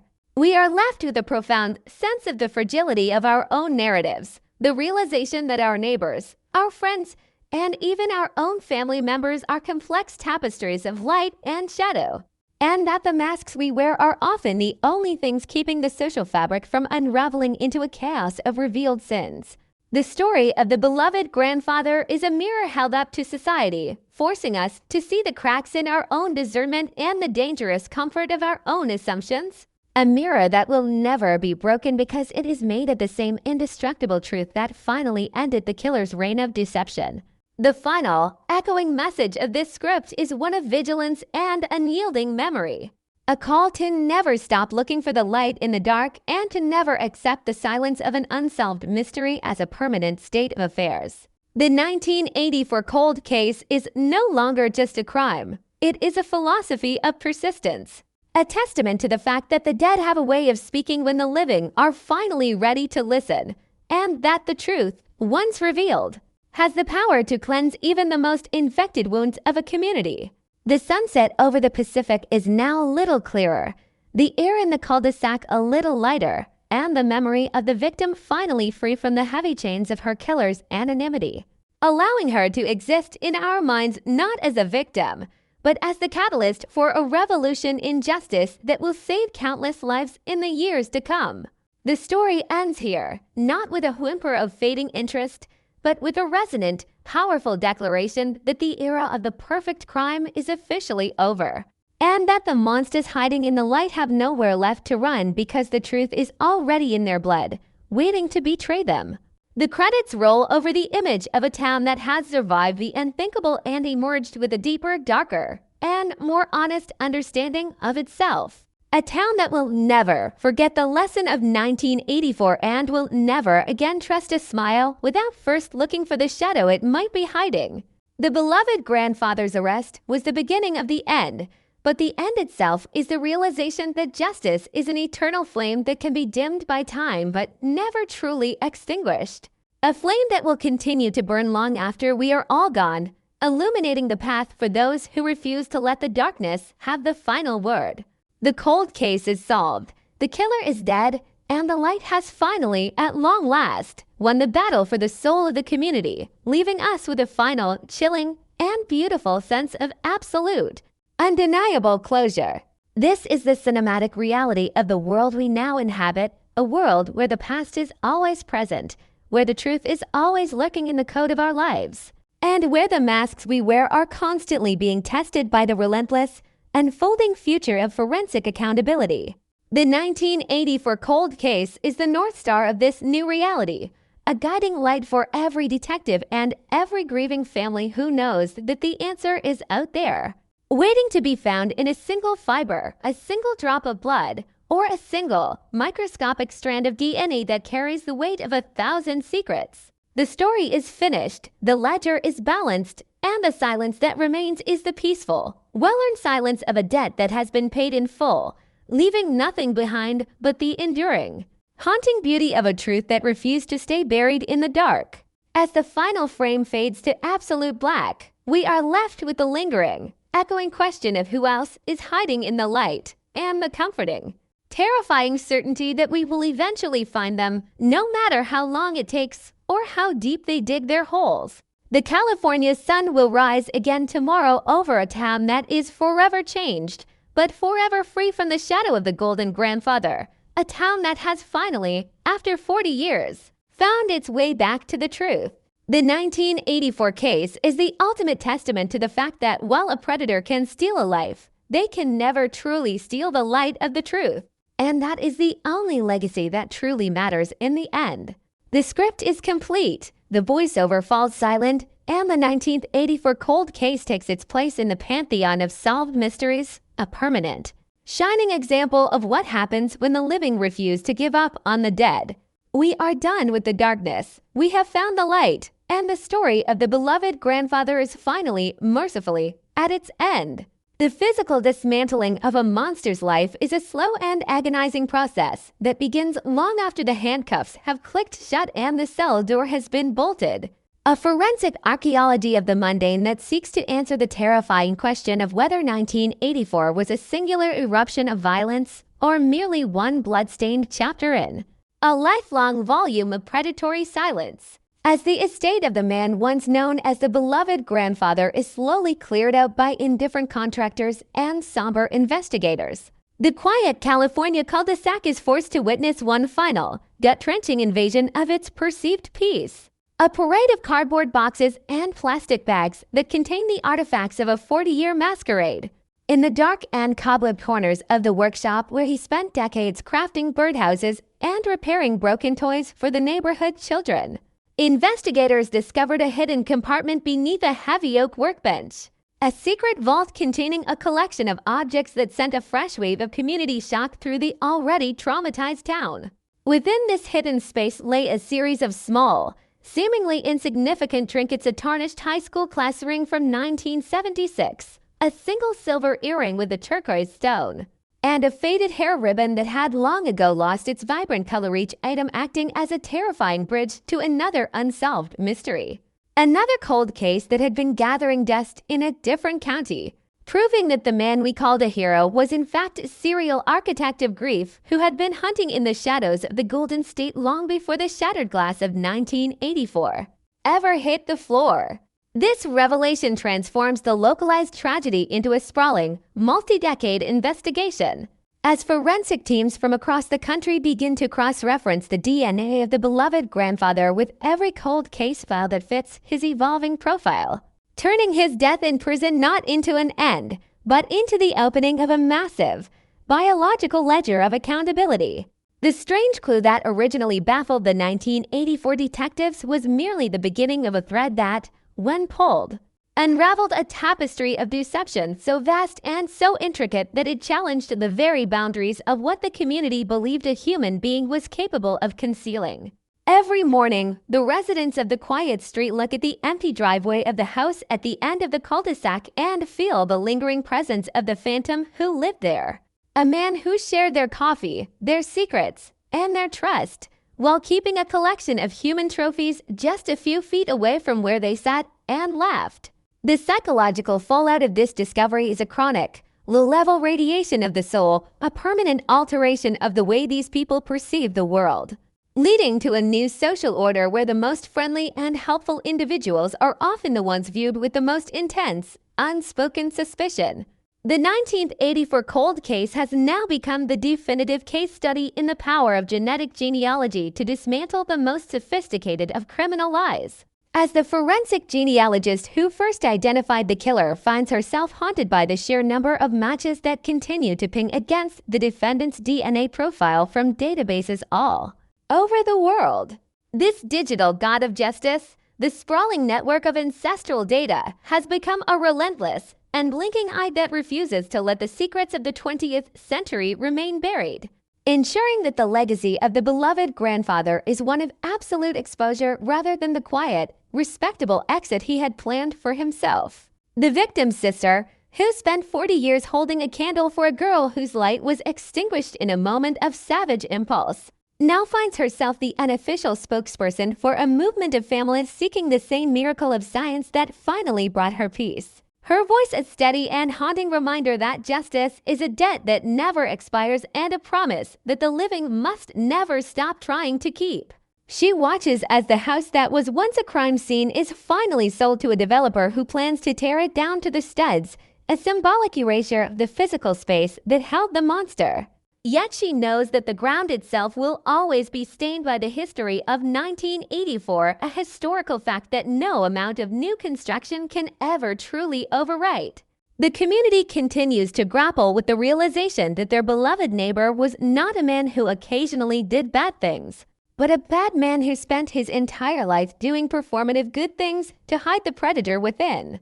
A sociopathic strategy that worked with terrifying efficiency until the very moment the DNA breakthrough stripped away his armor.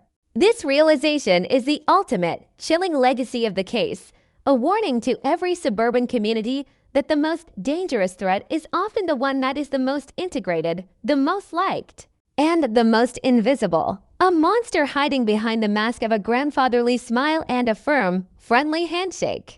As the years continue to roll forward, the story of the 1984 cold case is digitized and archived, becoming a permanent part of the collective human record. A cinematic narrative of terror and truth that will be watched and analyzed by millions who were not even alive when the tragedy occurred. The finality of the killer's death in prison provides a grim, necessary closure to the legal proceedings. But the atmospheric haunting of the case persists in the way the wind whistles through the trees on that quiet California street. A sound that many residents swear sounds like a whisper of a name that was almost forgotten. The investigative files, once filled with dead-end leads and the desperate pleas of a grieving family, are now a testament to the fact that the truth is a patient and unyielding force that does not care about the passage of time or the social status of a perpetrator.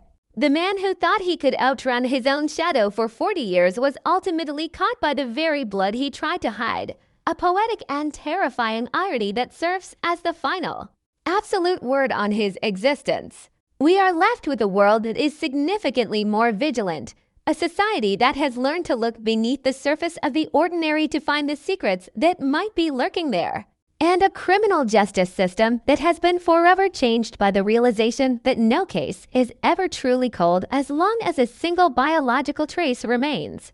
The 1984 cold case is the North Star of this new era, a guiding light for every detective who sits in a dark office at 3 in the morning, staring at a file that everyone else has given up on, a reminder that the answer is out there, waiting in the code of our own lives.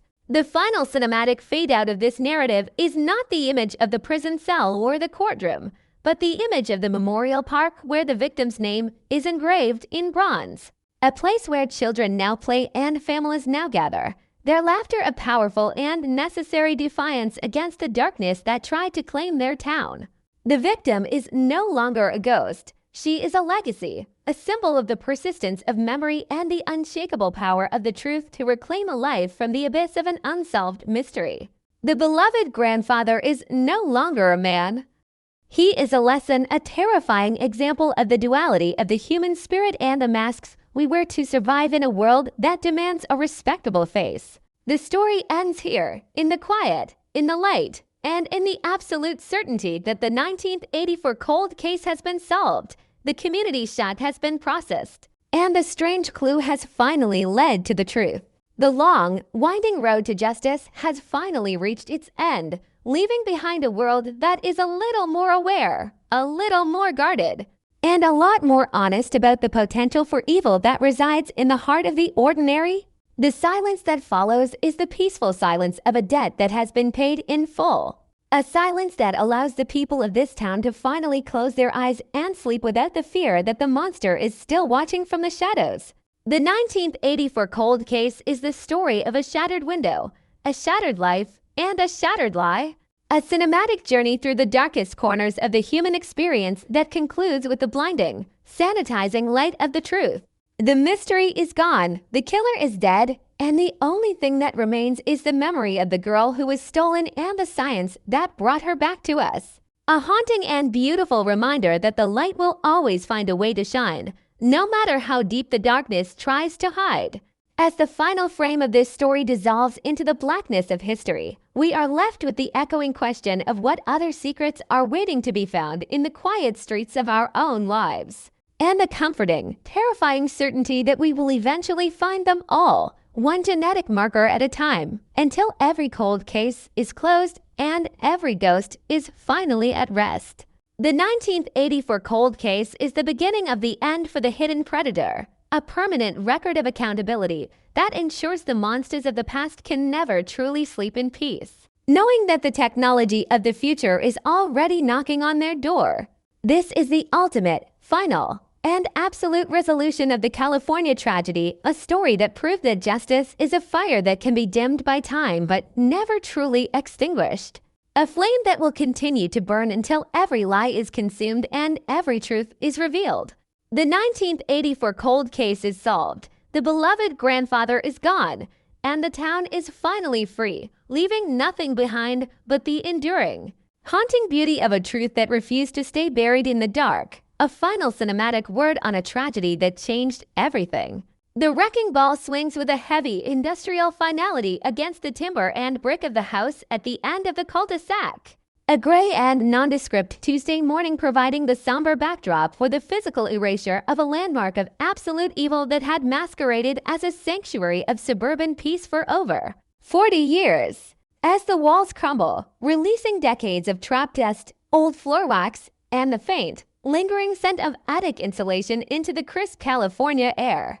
The gathered crowd of onlookers watches in a stunned, respectful silence, witnessing the literal deconstruction of the 1984 nightmare. This is the ultimate, visceral punctuation mark on a cold case that defined a generation. A sensory overload conclusion that allows the community to see the bones of the crime scene being crushed and hauled away in heavy metal dumpsters, leaving behind a clean, vacant lot that the neighborhood hopes will eventually be reclaimed by the sun and the wildflowers of a new, untainted era. Investigators stand by the perimeter, their eyes scanning the dark, damp soil as the foundation is ripped from the earth, performing one final forensic sweep for any further secrets the beloved grandfather might have buried alongside his human trophies. A search that yields only the rusted remnants of gardening tools and the shattered fragments of a life built on a foundation of calculated, cold-blooded deception.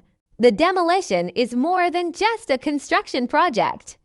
It is a psychological exorcism, a moment of profound, collective release for the residents who spent their entire lives living in the shadow of a monster's paradox, proving that while the killer might have died in a prison infirmary, his presence was only truly purged when the physical environment of his crimes was reduced to rubble. Even as the dust settles and the heavy machinery departs, the legacy of the Golden State Killer continues to resonate through the global criminal justice system, his capture having become the definitive catalyst for a worldwide revolution in the way we investigate the ghosts of our past, ensuring that no unsolved crime is ever truly forgotten. The breakthrough that led to the beloved grandfather's arrest was not a singular stroke of luck, but the dawning of a new, biological panopticon. A world where the very blood and skin we shed become the eternal and blinking witnesses to our darkest impulses, creating a technological shield for the innocent that was completely unimaginable on that moonless night in 1984. We are now living in the profound aftermath of that revelation, a society that has been forced to trade a measure of its blind, comfortable trust for the hard, sanitizing reality of scientific accountability, a trade that is as necessary as it is heartbreaking for a community that once prided itself on its open doors and its neighborly warmth.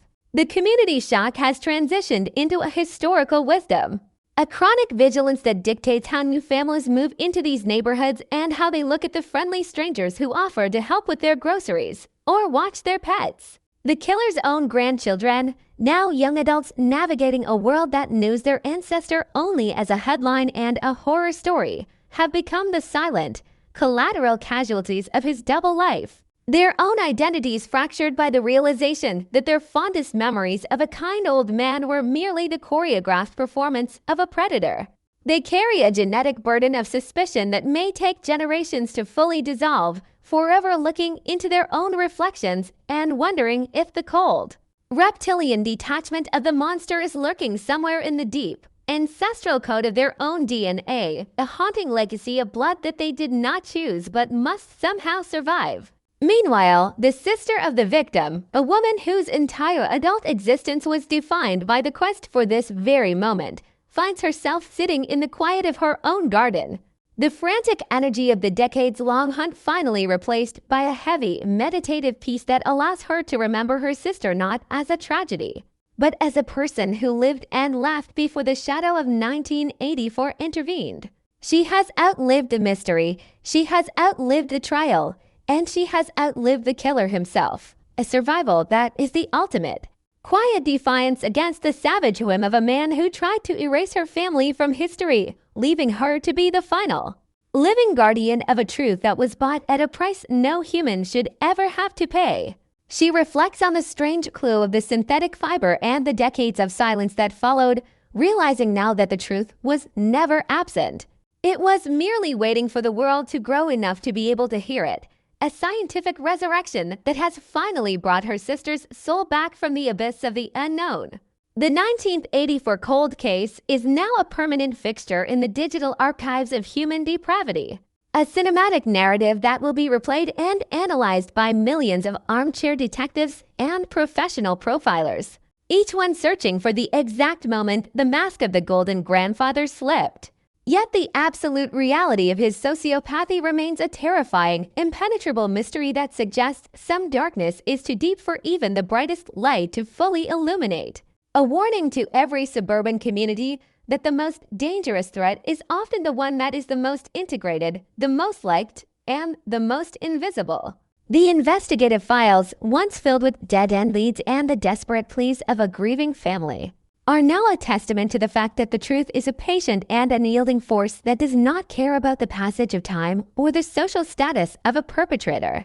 The man who thought he could outrun his own shadow for 40 years was ultimately caught by the very blood he tried to hide, a poetic and terrifying irony that serves as the final, absolute word on his existence. A man who traded his soul for a few decades of stolen respectability only to have it all stripped away in the blinding glare of a laboratory light. We are left with a world that is significantly more vigilant, a society that has learned to look beneath the surface of the ordinary to find the secrets that might be lurking there, and a criminal justice system that has been forever changed by the realization that no case is ever truly cold as long as a single biological trace remains.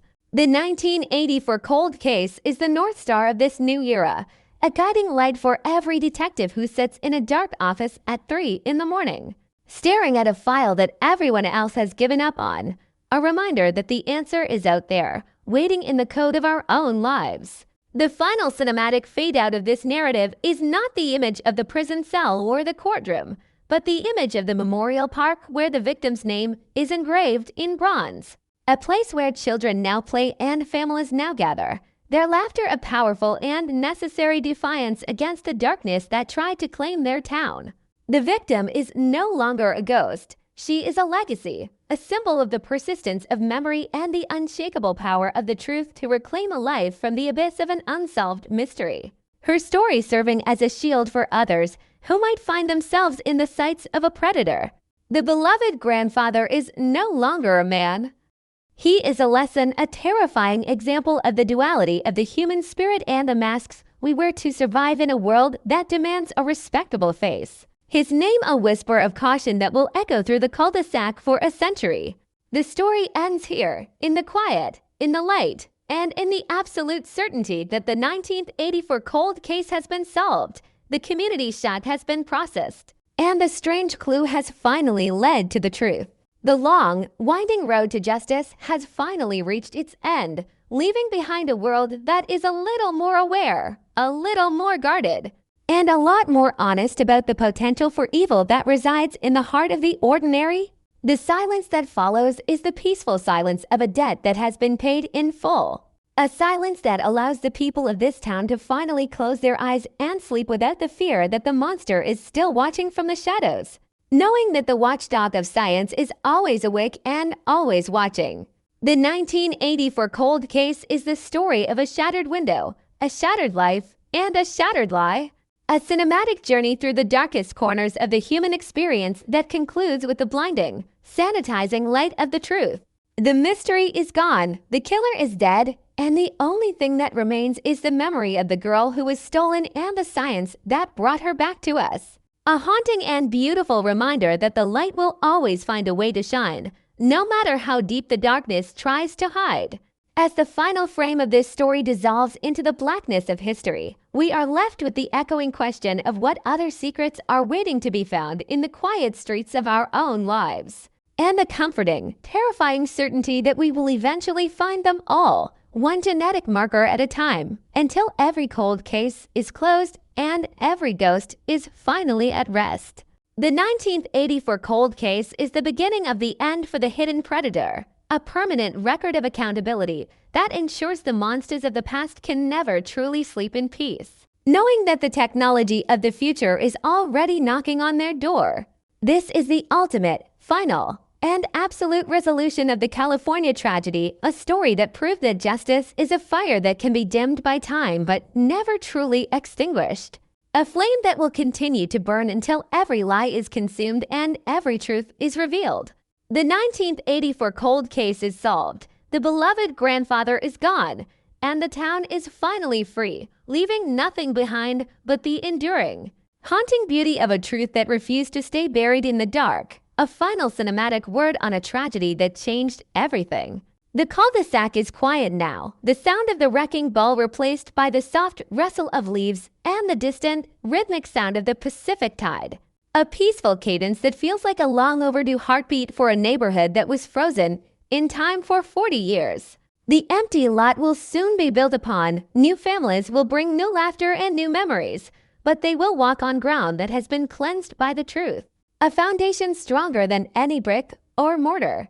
We close this file not with a sense of triumph, for the cost was too high, but with a sense of profound duty fulfilled, a testament to the fact that in the end, the Golden State belongs not to the monsters who hide in its shadows, but to the light that exposes them and the people who never stop looking.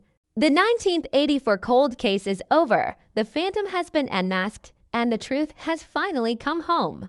The heavy iron gates of history have finally swung shut on the physical presence of the man who once held a community in the palm of his blood-stained hand. But the resonance of his crimes continues to vibrate through the very marrow of the Golden State like a low-frequency hum that refuses to be silenced by the passage of time or the weight of the earth. The dust from the demolition of the house at the end of the cul-de-sac has long since settled into the California soil, yet the ground itself remains a dark, psychological scar in the center of a neighborhood that has forgotten how to breathe without a sense of encroaching dread. This is the 11th chapter of a nightmare that refused to stay buried, a narrative that has transitioned from the visceral horror of a 1984 murder into a sterile, digital immortality where every piece of evidence, every strange clue, and every genetic marker is locked in a vault of absolute accountability. The beloved grandfather is no longer a man, but a data point. A cautionary archetype of the suburban Volf whose silver hair and gentle smiles were the most effective weapons in an arsenal of sociopathic deception that nearly outran the very concept of justice. As the sun sets over the Pacific, casting long, bruised shadows across the pristine lawns of the community, we are forced to confront the chilling reality that while the monster is dead, the blueprint of his evil remains etched into the archival memory of every cold case unit in the civilized world. The secret vault discovered beneath the oak workbench in Part 9 was not just a collection of trinkets, but a map of a much larger, much darker geography of violence that suggests the 1984 case was merely the visible peak of a submerged mountain of tragedy. The tarnished high school ring from 1976 and the faded hair ribbon are not just objects. They are the stolen voices of other victims. Women who vanished into the golden haze of the 70s and 80s, their stories left unfinished while their killer sat at community barbecues and bounced his grandchildren on his knee. This revelation has triggered a secondary, global community shock. As investigators from distant counties and neighboring states begin the grueling process of matching the killer's DNA to their own local legends of mysterious disappearance, transforming the death of one old man into the potential resurrection of dozens of lost souls. The forensic genealogy that broke the 1984 case wide open is now the primary engine of a new, relentless pursuit of the truth.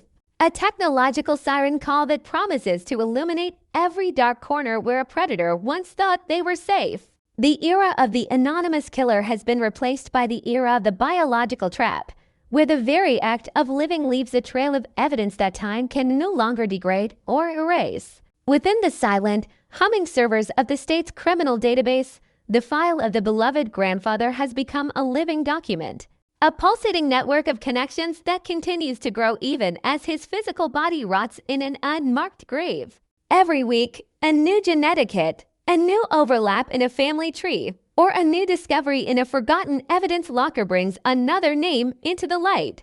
Another victim who was once just a face on a yellowing poster, but is now a person with a story that demands a conclusion.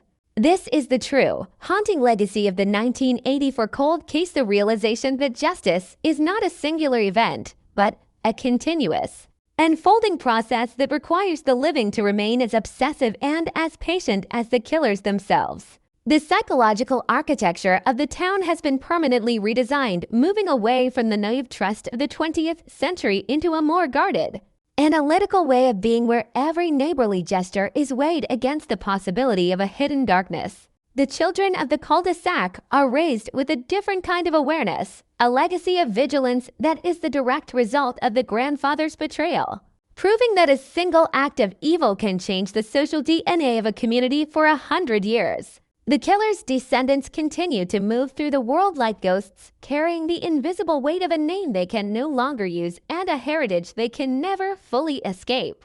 There lives a permanent, living monument to the collateral damage of a sociopath's hubris. They are the secondary victims of the 1984 nightmare, forced to reconcile their memories of a loving patriarch with the clinical, blood-soaked reality of the forensic files. A psychological knot that may never be untied. In the quiet moments of the night, they must wonder if the capacity for such absolute deception is a genetic trait, a hidden switch in their own blood that could one day flip and reveal the same cold, dead eyes that their grandfather hid behind his glasses. This existential terror is the final, most cruel trick of the beloved grandfather, the way he poisoned the future of his own bloodline to protect the secrets of his past, ensuring that his evil would survive even after his own heartbeat stopped. Meanwhile, the memorial park dedicated to the 1984 victim has become a sanctuary of quiet defiance, a place where the community gathers not to mourn a tragedy, but to celebrate the persistence of the light that finally found its way home.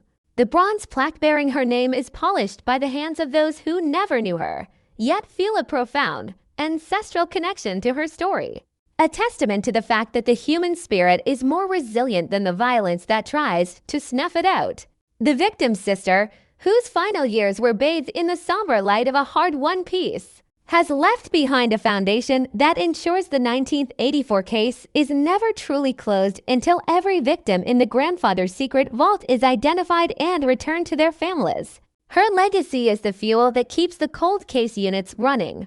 A reminder that the dead are never truly gone as long as there is someone left to speak their names and fight for their truth.